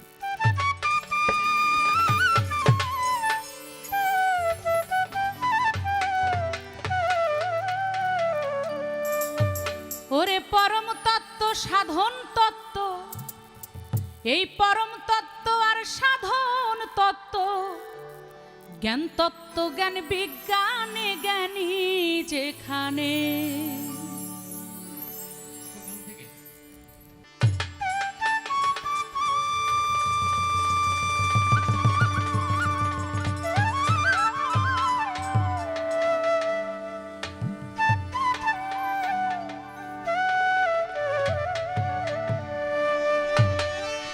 ওরে পরম তত্ত্ব, সাধন তত্ত্ব, পরম তত্ত্ব, সাধন তত্ত্ব, জ্ঞান তত্ত্ব, জ্ঞান বিজ্ঞানে জ্ঞানী যেখানে।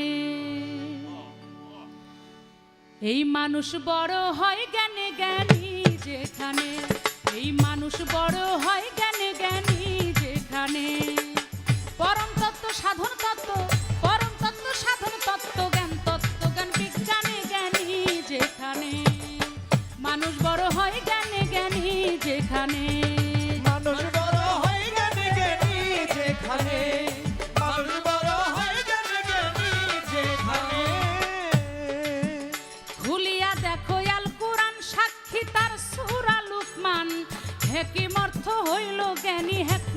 বিজ্ঞান।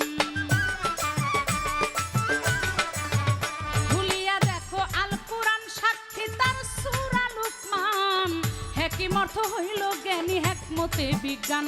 আল্লাহ মানুষের করিল দান, মানুষের করিল দান, যেতে উচ্চ আসনে জ্ঞানী যেখানে, মানুষ বড় হয় জ্ঞানী জ্ঞানী যেখানে। মানুষ বড় হয় জ্ঞানী জ্ঞানী যেখানে, মানুষ বড় হয় জ্ঞানী জ্ঞানী যেখানে। মানুষ হয় ফেরেশতার উপর শুধুমাত্র জ্ঞানেতে নির্ভর, একদিন আল্লাহ জিজ্ঞাসা করে আদম ও ফেরেশতার ভিতর।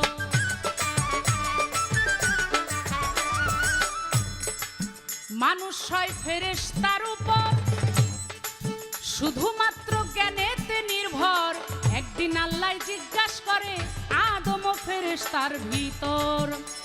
ফেরেশতারা না দিলই উত্তর, ফেরেশতারা না দিলই উত্তর, উত্তর দিল আদম জ্ঞানী যেখানে, মানুষ বড় হয় জ্ঞানী জ্ঞানী যেখানে। মানুষ বড় হয় জ্ঞানী জ্ঞানী যেখানে, মানুষ বড় হয় জ্ঞানী জ্ঞানী যেখানে। যেখানে জ্ঞান সেখানে খোদা, আল্লাহ কয় ওই আমার বান্দা, অজ্ঞানী কি পাইতে পারে জ্ঞানীর মর্যাদা। যেখানে জ্ঞান সেখানেই খোদা। প্রশ্ন করেছেন আমাকে, আমি একটু বলে নিই এখানে। আদমকে আল্লাহ জ্ঞান দিয়েছেন, আদমকে যা যা প্রশ্ন করেছেন আদম সব পেরেছে, আদমকে শ্রেষ্ঠত্ব দিয়েছেন, সম্মান দিয়েছেন, আদমের সাথে প্রেম লীলা করছে, সব কিছুই ঠিক আছে। কিন্তু আদম একটা আদেশ অমান্য করেছেন। সে কি আদেশ? আল্লাহ আদমকে তৈরি করে বেহেশতে দিলেন, গন্ধমও দিলেন। আল্লাহ আদমকে বললেন যে গন্ধম খেও না, গন্ধমকেও আদেশ করলেন পিছন ছেড়ো না। ওই যে আগের গানে আমার ছিল, বুঝিতে আল্লাহর তাল বাহানা, লেগে গেছে বড় হুরুস্থুল। জালালউদ্দিন খাঁ এখানে বলেছেন, আর সেখানে সেই সূত্র ধরেই আমি বলতে চাই, আদম সেই আদেশ রক্ষা করতে পারলেন না বা করলেন না, কিন্তু গন্ধমে করেছে।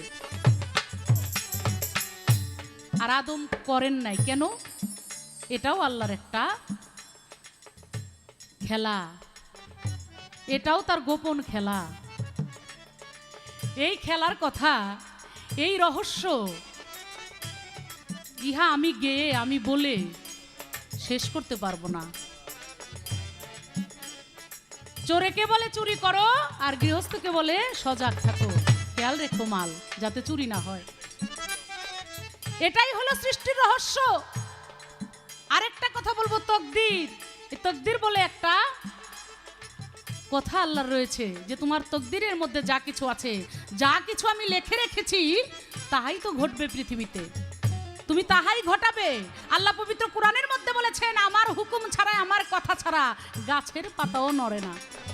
তাহলে যদি এক কথায় আমি বলি যে ভালো কাজ করলেও সেটা আল্লাহর হুকুমে হয়, আমার দ্বারা যদি মন্দ কাজও হয় সেটা কি আল্লাহর হুকুম ছাড়া হয়? কারণ আল্লাহ তো বলেছেন যে আমার হুকুম ছাড়া, আমার কথা ছাড়া গাছের পাতাও নড়ে না। তাহলে এখানে আমি বলবো, আদম যে গন্ধম খেয়েছিল, আদেশ অমান্য করেছিল, আমরা বাহ্যিক জগতে দেখলাম, বাহ্যিকভাবে দেখলাম যে আদম আদেশ অমান্য করলো। কিন্তু আমি যদি একটু গোপনে যাই আর একটু নিগুড় তত্ত্বে যাই, তাহলে না, আদমই আল্লাহর মূল আদেশ পালন করেছেন। কারণ আল্লাহ আদমকে দিয়ে গন্ধম খাইয়ে সেখান থেকে তার সৃষ্টি শুরু করেছেন। আদম যদি গন্ধম না খেত তাহলে সৃষ্টি শুরু হতো না। আল্লাহর যে মনের বাঞ্ছা ছিল, মনের আশা ছিল এই পৃথিবী বিশ্ববাগান সাজাবে, সেটাও হয়তো বা থেমে যেত, আর না হয় অন্য পদ্ধতি গ্রহণ করতে হইতো। তাহলে আদমকে বিশ্ব সৃষ্টির আল্লাহর মনের বাঞ্ছা পূর্ণ করার জন্যে গন্ধম খেতে হয়েছে। গন্ধম খেয়েছে, পৃথিবীতে আসছে, শুরু হয়েছে আদমের সৃষ্টি, আদমের জন্ম। এই যে একটার পর একটা পৃথিবীতে আমরা আসছি, আল্লাহ পৃথিবী বাগান সাজিয়েছে, তাই আমি গত ঈদে গান করেছিলাম, এই কথাটি বলেছিলাম যে আদমকে বলেছে আল্লাহ গন্ধম খেও না, গন্ধমকে বলেছে তার পিছন ছেড়ো না, বুঝিতে আল্লাহর তাল বাহানা, লেগে গেছে বড় হুরুস্থুল, এ বিশ্ববাগানে সাই নিরঞ্জনে মানুষ দিয়ে ফুটিয়েছে ফুল। যেখানে জ্ঞান সেখানে খোদা, আল্লাহ কয় ওই আমার বান্দা, অজ্ঞানী কি পাইতে পারে জ্ঞানীর মর্যাদা। জ্ঞানীরে পুরস্কার দিতে ওয়াদা, জ্ঞানীরে পুরস্কার দিতে ওয়াদা করে আল্লাহ হাসর দিনে। জ্ঞানী যেখানে মানুষ বড় হয়, জ্ঞানী জ্ঞানী যেখানে মানুষ বড় হয়, জ্ঞানী জ্ঞানী যেখানে মানুষ বড় হয়, জ্ঞানী জ্ঞানী যেখানে। এইবার আপনার কাছে আমার ছোট্ট একটি প্রশ্ন থাকবে। প্রশ্ন তো যা করি এমনভাবে জবাব করেন আমি শুনে, এবং তার গান চমৎকার। এবার আমি জানতে চাই, এই যে আপনার নবীর এক নাম বিশ্ব নবী, বিশ্ব নবী, কারণ নবী 313 জন, মতান্তরে 14 জন বা 13 জন। এই যে 313 জন নবী আসছেন, কাউকে কিন্তু ঈসা নবী, মুসা নবী, দাউদ নবী, ইব্রাহিম, যত নবী আসছেন কাউকে কিন্তু বিশ্ব নবী বলা হয় না। একমাত্র শেষ নবী, আখিরি জামানার পয়গম্বর যিনি হযরত মুহাম্মদ আহমদ মুস্তাফা সাল্লাল্লাহু সাল্লাম, তাকেই কেবলমাত্র বিশ্ব নবী বলা হয়। এখন বিশ্ব নবী কাকে বলে? বিশ্বের সমস্ত কিছুতে যাকে মানে তাকেই তো বিশ্ব নবী বলা হবে। কিন্তু আমার মনের মধ্যে একটু খটকা, আমার যে নবী, এই নবীকে একমাত্র আমরা যারা উনার মুসলমান বা আমরা যারা ইসলাম ধর্মে আছি, যারা মুসলমান আছি, তারাই কেবলমাত্র নবীকে মানি। নবীকে কিন্তু হিন্দুরা, কিন্তু সনাতন ধর্মের যারা, তারা কিন্তু বিশ্ব নবী বলে না যে এই নবী সব। তারা কিন্তু কৃষ্ণ, রাধা কৃষ্ণই বলে, হরে কৃষ্ণই বলে। হ্যাঁ, খ্রিস্টান তারা কিন্তু বলে না যে নবী বিশ্ব নবী, তারা কিন্তু তাদেরটাই করে। বৌদ্ধরা কিন্তু তাদেরটাই করে। তা আমার কথা হলো, হিন্দু, বৌদ্ধ, খ্রিস্টান, তারা যদি এক একজন যদি এক একটা নেতা তাদের থাকে, তাহলে আমার নবী যিনি, তিনি বিশ্ব নবী কী করে হলেন? বিশ্বের বেশিরভাগ মানুষই তো তাকে মানেন না, তাহলে তিনি বিশ্ব নবী কীভাবে হলেন? এর ভাবটা কি? এই একটি প্রশ্ন আপনার কাছে থাকলো, আশা করি আপনি এর মীমাংসা করবেন। সাধন করে হইল আউলিয়া, দেখলাম তার অর্থ খুঁজিয়া, আউলিয়া অর্থ জ্ঞানী, জ্ঞানী আউলিয়া। সাধন করে হইল আউলিয়া, দেখলাম তার অর্থ খুঁজিয়া, আউলিয়া অর্থ জ্ঞানী, জ্ঞানী আউলিয়া। সরকার আবুলে তাই কই ভাবিয়া, আবুলে তাই কই ভাবিয়া, পায় না খোদায় জ্ঞানী, জ্ঞানী যেখানে মানুষ বড় হয়, জ্ঞানী জ্ঞানী যেখানে মানুষ বড় হয়, জ্ঞানী জ্ঞানী যেখানে।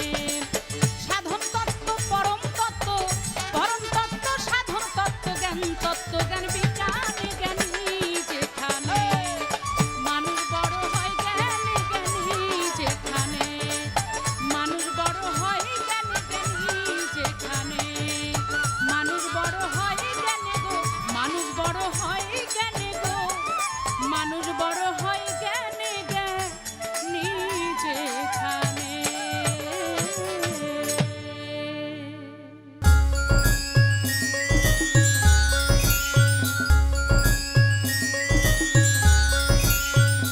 আমি এবার একটু আলাদাভাবে ধন্যবাদ জানাই।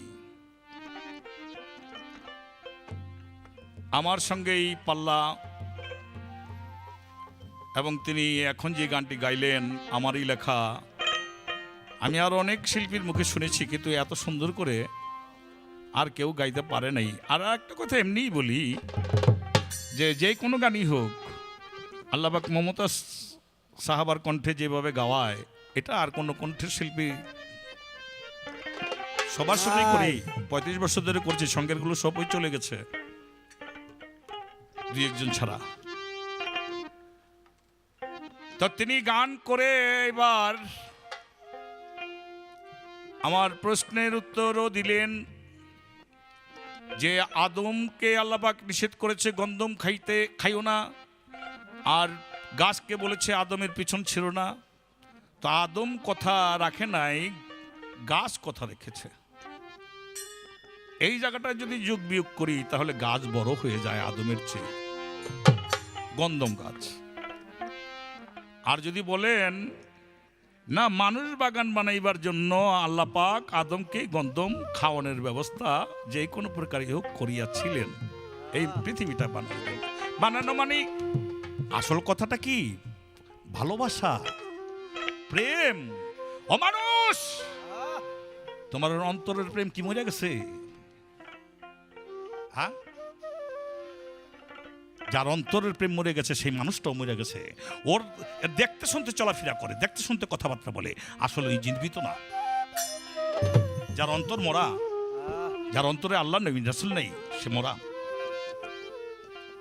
বড় যুক্তি রেখে একটা প্রশ্ন করেছেন যে নবীকে বিশ্ব নবী বলা হয় কেন?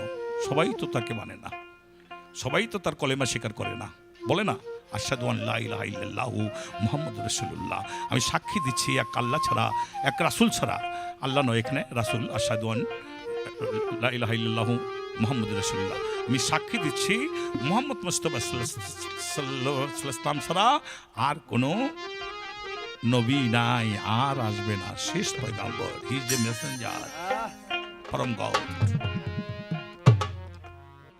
বিশ্ব নবীর কথা বলতে গেলে তো এক কথা দিয়েও জবাব দেওয়া যায়, আবার বহুত কথাও আছে। আপনিও বলে গেছেন যে আমরা এখানে সময়ের অভাবে অনেক কিছু বলতে পারি না, এক কথা দিয়ে আপনাকে এইভাবে বলি।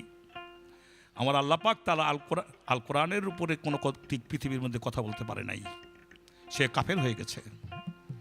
আমার আল্লাহ পাক আল কোরআনের মধ্যে বর্ণনা করেছেন, আমি আমার ফেরেশতাদেরকে নিয়ে আমি আমার হাবিবের দরুদ পাঠ করি, আমার হাবিবকে ভালোবাসি, তার গুণগান গাই, তোমরাও গাও। এই তোমরা বহু বচনের মধ্যে নবীরাও আছে, 1,24,000 পয়গম্বর, তার মধ্যে এই পয়গম্বরদের মধ্যে বাছাই করা 313 জন নবী রাসূলকে নিয়ে, রাসূল ব্যতীত 312 জন নবী, তাদের সবাইকেই বলা হয়েছে গাছ, তরু লতা, আকাশ জমি, পাখি, মানুষ, ফেরেশতা, সব আমার রাসূল করিম সাল্লাল্লাহু আলাইহি ওয়াসাল্লামের গুণগান গায়। আর কারো গুণগান গায় বলে এরকম তো কোরআনের মধ্যে লেখা নেই। লেখছে মুহাম্মদ মুস্তাফা সাল্লাল্লাহু আলাইহি ওয়াসাল্লামের নামে আমি আমার ফেরেশতাদেরকে নিয়ে গুণগান গাই, তোমরাও করো, আল্লাহর আদেশ, ইয়া ফরজ। অতএব কারণে এখানে তিনি বিশ্বনবী হয়ে যায়। আরও কথা দুই একটা আছে কিন্তু বলতে পারছি না। নবীকে আল্লাহ পাক দুনিয়ার মধ্যে প্রেরণ করে বললেন, আমি অন্যান্য নবীদেরকে পাঠিয়েছি একটি জাতির উপরে, একটি গোষ্ঠীর উপরে, একটি কায়ুমের উপরে, আর মুহাম্মদ মুস্তাফা সাল্লাল্লাহু আলাইহি ওয়াসাল্লামকে পাঠিয়েছি সারা বিশ্বের জন্য রহমত স্বরূপ। সুবহানাল্লাহ, সুবহানাল্লাহ। সমগ্র বিশ্বের জন্য রহমত স্বরূপ যে ব্যক্তি, সেই ব্যক্তি শ্রেষ্ঠ। একটা জাতির জন্য একটা প্রধান হতে পারে, একটা গোষ্ঠীর জন্য একজন প্রধান হতে পারে, কিন্তু সারা বিশ্বের জন্য যে প্রধান সেই বিশ্বনবী। এই কথার প্রশ্নের জবাব তো আরো অনেক দিতে পারি বাবা, ছোট্ট করে একটু বলি। রাসূলের করিম সাল্লাল্লাহু আলাইহি ওয়াসাল্লামের কাছে সাহাবীরা এই আলোচনা করতে লাগলেন, নবী সম্পর্কে আলোচনা করতে লাগলেন বা দিন সম্পর্কে আলোচনা করতে লাগলেন।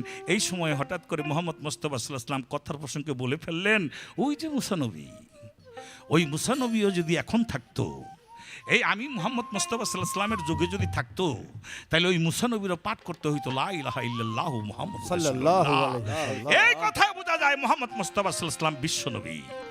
অনেক কথা ছিল, বলা যাবে না। 27 তারিখ রজব চাঁদের 26 তারিখ দিনগত রাতকে 27 তারিখ বলা হয়। রাসূলকে মক্কা থেকে বাইতুল মুকাদ্দাসের মধ্যে নিয়ে যাওয়া হলো, ওইখানে দরজা খুলে রাখা হয়েছে আল্লাহর তরফ থেকে। ভিতরে ঢুকে মুহাম্মদ মুস্তাফা সাল্লাল্লাহু আলাইহি ওয়াসাল্লাম দেখে ইমামের জায়গাটা খালি রাখা হয়েছে, তার পিছনে 312 জন নবী কাতার বেঁধে রুহানুগুলো মুক্তাদি হয়ে আছে। এখানে মুহাম্মদ মুস্তাফা সাল্লাল্লাহু আলাইহি ওয়াসাল্লামকে সব নবীরা নেতা বানাইয়া তার পিছনে নামাজ আদায় করেছিলেন। এখানেও তিনি সবার বড়। আরও অনেক কথা আছে, হয়তো আর বলবো না, এতটাই আপনারা বুঝে নেবেন। আমি একটি গান গাই, তারপরে তাকে ছোট্ট করে একটা প্রশ্ন করবো ইনশাআল্লাহ। তিনি কে?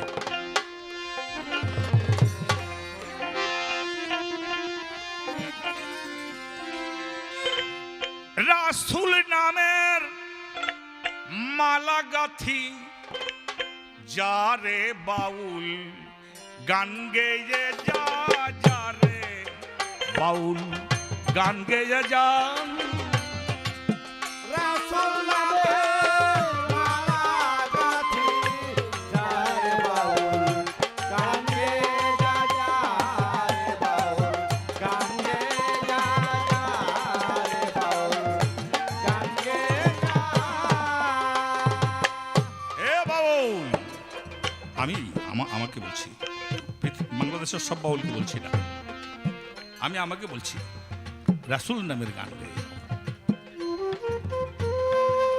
এই গানই তো গেয়েছেন, কে গেয়েছেন? আমাদের বাংলাদেশের কবি গোলাম মোস্তফা।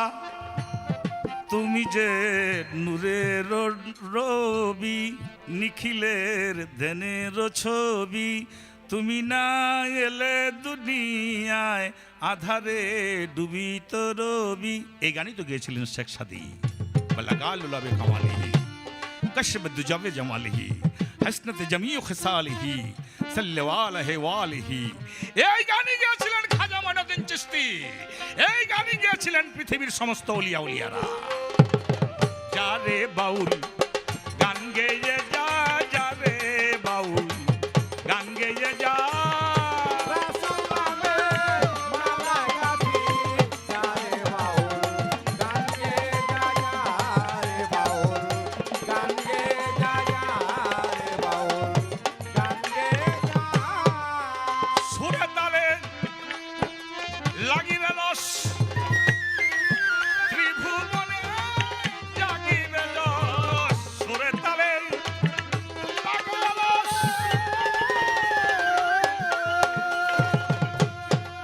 ত্রিভুবনে জাগিবে যশ।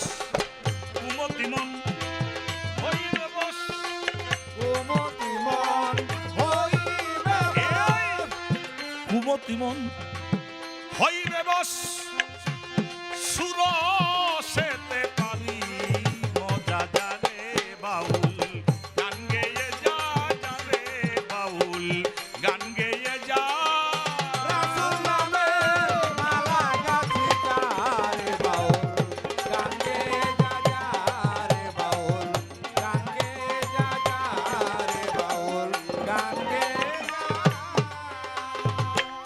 করলি কত এদিক সেদিক দীক্ষারয় ওরে বেদি। করলি কত এদিক সেদিক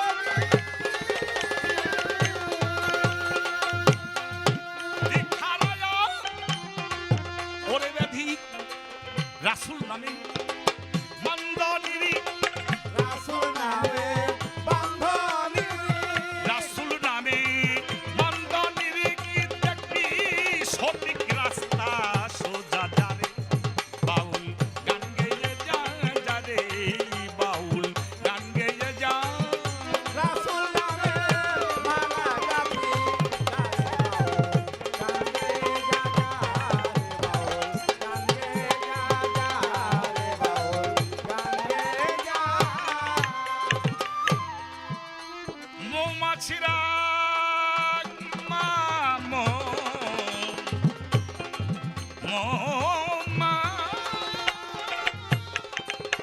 মৌমাছিরা মৌমাছিরা গুঞ্জরণে যায় মধু আহারণে। মৌমাছিরা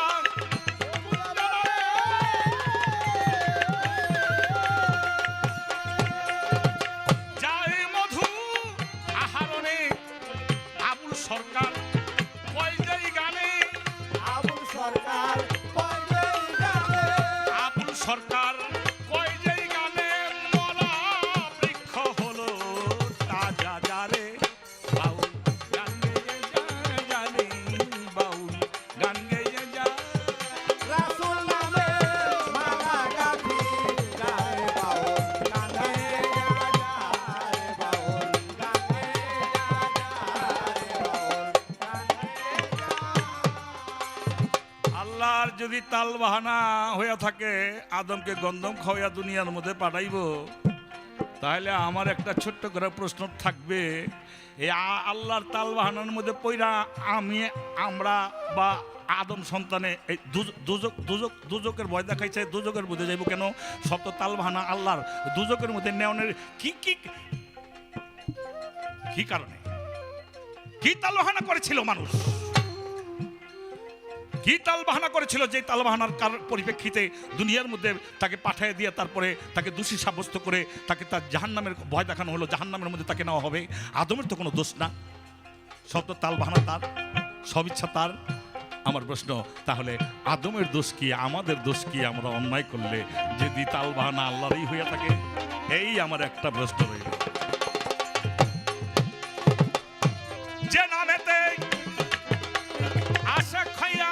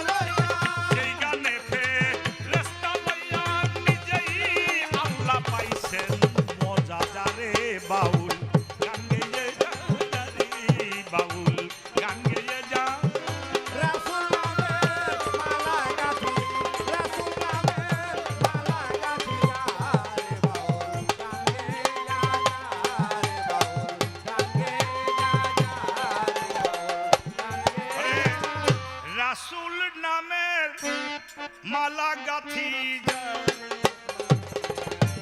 গান গেয়ে যা রে বাউল, গান গেয়ে যা রে যা রে যা রে বাউল, গান গান গেয়ে যা।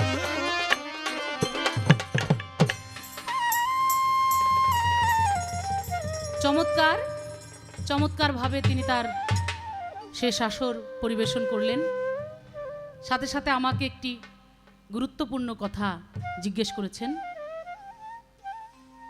আমার গানের মধ্যে ছিল যে বুঝিতে আল্লাহর তাল বাহানা, লেগে গেছে বড় হুরুস্থুল। আদমকে বলেছেন গন্ধম খেও না, গন্ধমকে বলেছে পিছন ছেড়ো না। প্রশ্ন এবার যে আল্লাহর হুকুমেই যদি সব হয়, তাহলে এখানে আদমের দোষটা কি? দোজকে কেন মানুষ যাবে যদি আল্লাহর হুকুম ছাড়া গাছের পাতাও না নড়ে?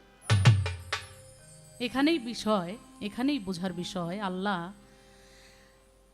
আল্লাহ ভালো মন্দ দুইটাই সৃষ্টি করেছেন, রাত দিন দুইটাই দিয়েছেন। ভালোর পাশে যদি মন্দ না থাকতো, ভালোটা যে কি, ভালোর কদর আমাদের কাছে থাকতো না। রাতের পাশে যদি দিন না থাকতো, তাহলে রাত দিনের যে কি পার্থক্য, এই পার্থক্যটা আমরা বুঝতে পারতাম না। গন্ধমের ব্যাপারে এটা শুধু আপনি আমি না, এটা নিয়ে আল্লাহর হাবিব এবং আল্লাহর আরও যারা নবী আসছেন, আমার নবী করিম সাল্লাল্লাহু সাল্লাম সহ সবাই এটা নিয়ে আলোচনা, কোনো না কোনোভাবে, কোনো না কোনো হাদিসে এটার অনেক ব্যাখ্যা রয়েছে। আমি ছোট্ট করে একটি আমাদের মুসা নবী আলাইহিস সালাম উনার একটা কথা আমি বলবো। উনি স্বপ্ন যুগে আদমকে বলেছিলেন যে বাবা আদম, আপনি যদি গন্ধম না খেতেন তাহলে এই দুনিয়াতে আমরা আসতাম না, আমাদের এত কষ্ট ভোগ করতে হতো না। আদম সেদিন বলেছিলেন, এটা মুসা নবীর স্বপ্নের কথা। আদম বলেছিলেন স্বপ্ন যুগে মুসা নবীকে যে আমি কি করব, আমি দুনিয়ার মানুষ জানে আমি আল্লাহর হুকুম অমান্য করেছি, কিন্তু আমার মনে হয় তা নয়। আমাকে যখন বেহেশতে দেওয়া হলো, ওই বেহেশত থেকে একদিন আমি আরশ মহল্লার দিকে, আল্লাহর আসমানের দিকে তাকিয়ে দেখি সেখানে লেখা যে আমার একজন বান্দা, তিনি আমার হুকুম অমান্য করে বেহেশত থেকে বিতাড়িত হবে, এবং সেই তারই উসিলাতে আমি আমার বিশ্ববাগান সাজাবো। এটা আমি বেহেশতের থেকেই আল্লাহর আরশ মহল্লায় লেখা দেখেছিলাম। তার মানে আমি যে এটা করব, আমাকে দিয়ে এটা করানো হবে, এটা আল্লাহ আগেই লিখে রেখেছেন। এটাকেই বলে তকদির। আমার তকদিরে এটা লেখা আছে, অতএব আমার এটা করতেই হবে। আর যদি আমি সেটা না করতাম তাহলে তো ওটাই মিথ্যা হয়ে যেত, তকদির মিথ্যা হয়ে যেত, আল্লাহর লিখনই মিথ্যা হয়ে যেত। সেখানেই প্রমাণ করে যে আল্লাহ বিশ্ববাগান সাজানোর জন্যে তালবাহানা করেছেন। হ্যাঁ, আসেন আমরা মানুষ, এই মানুষকে ভালো মন্দ সব কিছু দিয়ে এই মানুষকে শ্রেষ্ঠত্ব দিয়েছেন। এই শ্রেষ্ঠত্ব নিয়ে সেই শ্রেষ্ঠত্বটুকু কতটুকু ধরে রাখতে পারলাম, আমি কি পারলাম না, সেটারই তো পরীক্ষা। এইখানে পরীক্ষার জায়গা, পরীক্ষার জায়গা। আমার মধ্যে কাম, ক্রোধ, লোভ, মায়া, মত, মাৎসর্য, এই যে 6টা রিপু আবার আমার পিছনে লাগিয়ে দিয়েছে, এখানে আল্লাহ পরীক্ষা নিচ্ছে যে আমি এইটাকে ভালো রাস্তায় ব্যবহার করব না খারাপ রাস্তায় ব্যবহার করব। আমি এই পথে চলবো, পথটা আমার জন্য সৃষ্টি করেছে, কিন্তু এই পথ দিয়ে আমি ভালো কাজও করতে পারি, যেতে যেতে একটা মানুষকে সালাম দিতে পারি, একটা মানুষকে ভালো উপদেশ দিতে পারি, আবার এই পথ দিয়ে যাওয়ার সময় মানুষের একটা ক্ষতি নষ্ট করে যেতে পারি। এই যে আমার পরীক্ষার জায়গা, এটা পরীক্ষায় আমি পাশ করলে তাহলে আমি হব জ্ঞানী, আর জ্ঞানীর জন্যই হলো শ্রেষ্ঠত্ব, জ্ঞানীর জন্যই সম্মান। মানুষ বড় হয় জ্ঞানে, জ্ঞানী যেখানে, আমি বড় তখনই হব। এই যে আমার পরীক্ষা, তাই পরীক্ষা দিতে হলে আমার অনেক কাজ আছে দুনিয়ার মধ্যে। যারা জ্ঞানী লোক, সাধু লোক, সাধক যারা হয়েছে তাদের সঙ্গ করতে হবে। ভালো লোকের সঙ্গ করলে, জ্ঞানীর সঙ্গ করলে আমার জ্ঞান আরো বাড়বে, আমি ভালো কাজ করব।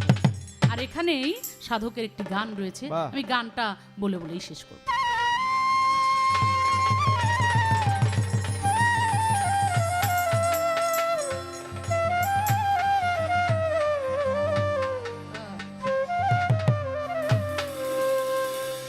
ওরে সাধুর আঙ্গিনায় গেলে পূর্বের সভা আরে কেটে যায়, কে যাবি ও সেই সাধু বাবা রঙ্গিনা। গনার দিন ফু রায়া যাই রে, দিন বুঝি ফু রায়া যায়, কে যাবি সাধু বাবা রঙ্গিনায়। ও মন গনার দিন ফু রায়া যাই রে, দিন বুঝি ফু রায়া যায়, কে যাবি সাধু বাবা রঙ্গিনায়। গনার দিন ফু রায়া যাই রে, গনার দিন ফু রায়া যাই, কে যাবি সাধু বাবা রঙ্গিনা। ওরে আই কে যাবি সাধু বাবা রঙ্গিনা। মনরে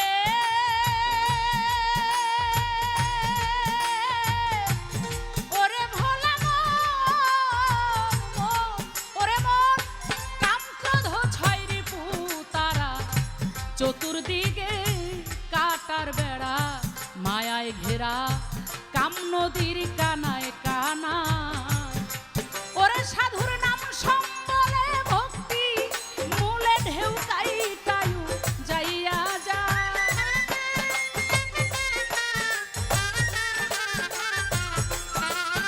সাধুর নাম সম্বলে ভক্তি মূলে ঢেউ কাইটায়ু যাইয়া যায়, কে যাবি সাধু বাবা রঙ্গিনায়।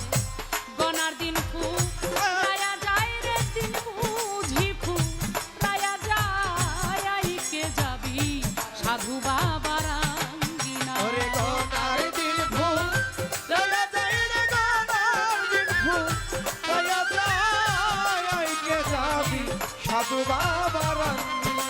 ওরে আই কে যাবি সাধু বাবা রঙ্গিনা। কাম করতে নিষেধ নাই, কিন্তু সুকাম করতে হবে, কুকাম না। ক্রোধ তোমার মধ্যে দেয়া হয়েছে, কিন্তু সেটা যদি সেই রাগ যদি তুমি ভাবের রাগ না হয়, অনুরাগ না হয়, শুধু শুধু রাগ হয়, সেই রাগে তোমার ক্ষতি হবে, কিন্তু ভালো হবে না। মানুষের মাথায় তুমি বাড়ি দিয়ে দিলা, মানুষের ক্ষতি করে ফেললা, এটা হলো রাগ। এই রাগ থেকে বিরত থাকো। তুমি অনুরাগ, ভাবের রাগ দিয়ে মানুষের উপকার করো, পরোপকারী হও। লোভ, ওই লোভ না, সম্পদের লোভ না, আল্লাহ বলেছেন তোমাকে অঢেল সম্পদ আমার দেওয়া আছে, দিব, কিন্তু সেই সম্পদ তুমি তোমার নিজের কাজে না লাগিয়ে যদি তুমি পরের কাজে লাগাও, নিজের জন্য ব্যবহার না করে যদি পরের জন্য করো, যদি মনে করো যে না এই দুনিয়ার সম্পদ, এই ভোগবিলাসের এই দুনিয়া এটাই আমার জন্য সবকিছু না, আমি ইহা দিয়ে কর্ম করে আমার ভবপারের সম্পদকে আমি বাড়াবো, তাহলে তুমি করতে পারো। তাই বলেছে এই সব কিছুই তোমাকে পরীক্ষার জন্য দেওয়া হইল, তোমাকে আমি শ্রেষ্ঠত্ব দিয়েছি, পাশে পাশে রিপুও দিয়েছি। তুমি যদি এই রিপুর থেকে তুমি সুপথে চলে তুমি যদি মানুষের মতো মানুষ হতে পারো, জ্ঞানী মানুষ হতে পারো, সাধু হতে পারো, তবেই তোমার সাথে যে আমার গোপন প্রেম, ওই প্রেম অক্ষুণ্ণ থাকবে। আর অক্ষুণ্ণ থাকলেই সাধন করতে করতে এক সময় তুমিও আবার সেই জাতের সাথে মিশতে পারবে। মনরে করে ভোলা মন মন মন মনরে আছে সাধুর কাছে, সাধুর কাছে পরশমণি জানে তত্ত্ব সাধু জ্ঞানী মণি ধরা আছে ওই ফণির মাথায়। সাধুর নাম সম্বলে ভক্তি মূলে ঢেউ কাইটায়ু যাইয়া যায়।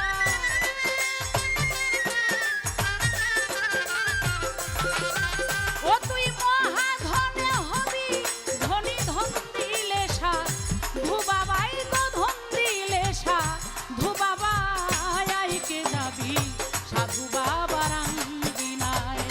গনার দিন ফু রায়া যায় রে দিন বুঝি ফু রায়া যায় আইকে যাবি সাধু বাবার আঙ্গিনায়। গনার দিন ভো রাজা যায় রে, গনার দিন ভো রাজা যায় আইকে যাবি সাধু বাবার আঙ্গিনা। ওরে আইকে যাবি সাধু বাবার আঙ্গিনা।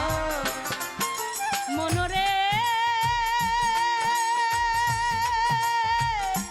ওরে ভোলা মন মন মন মনরে ওরে মন এখনো তোর সময় আছে, চলে যা মন সাধুর কাছে হাত বাড়ায়া ডাকে সাধু আই রে আয়।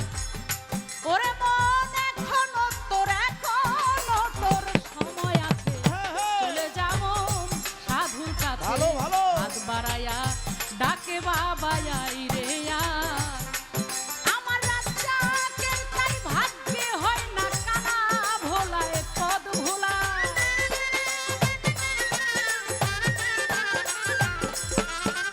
আমার মাতালের তাই ভাগ্যে হয় না, রাজ্জাকের তাই ভাগ্যে হয় না কানা ভোলা। এই হয় রে। পদ দেখাই রে কানা ভোলা, পদ দেখাই আইকে যাবি সাধু বাবার আঙ্গিনায়। গনার দিন ফু রায়া যায় রে দিন বুঝি ফু রায়া যায় আইকে যাবি সাধু বাবার আঙ্গিনায়। গনার ওরে সাধু আঙ্গিনায় গেলে পূর্বের স্বভাব কেটে যায়। সাধু আঙ্গিনায় গেলে মন পূর্বের স্বভাব কেটে যায় আইকে যাবি সাধু বাবার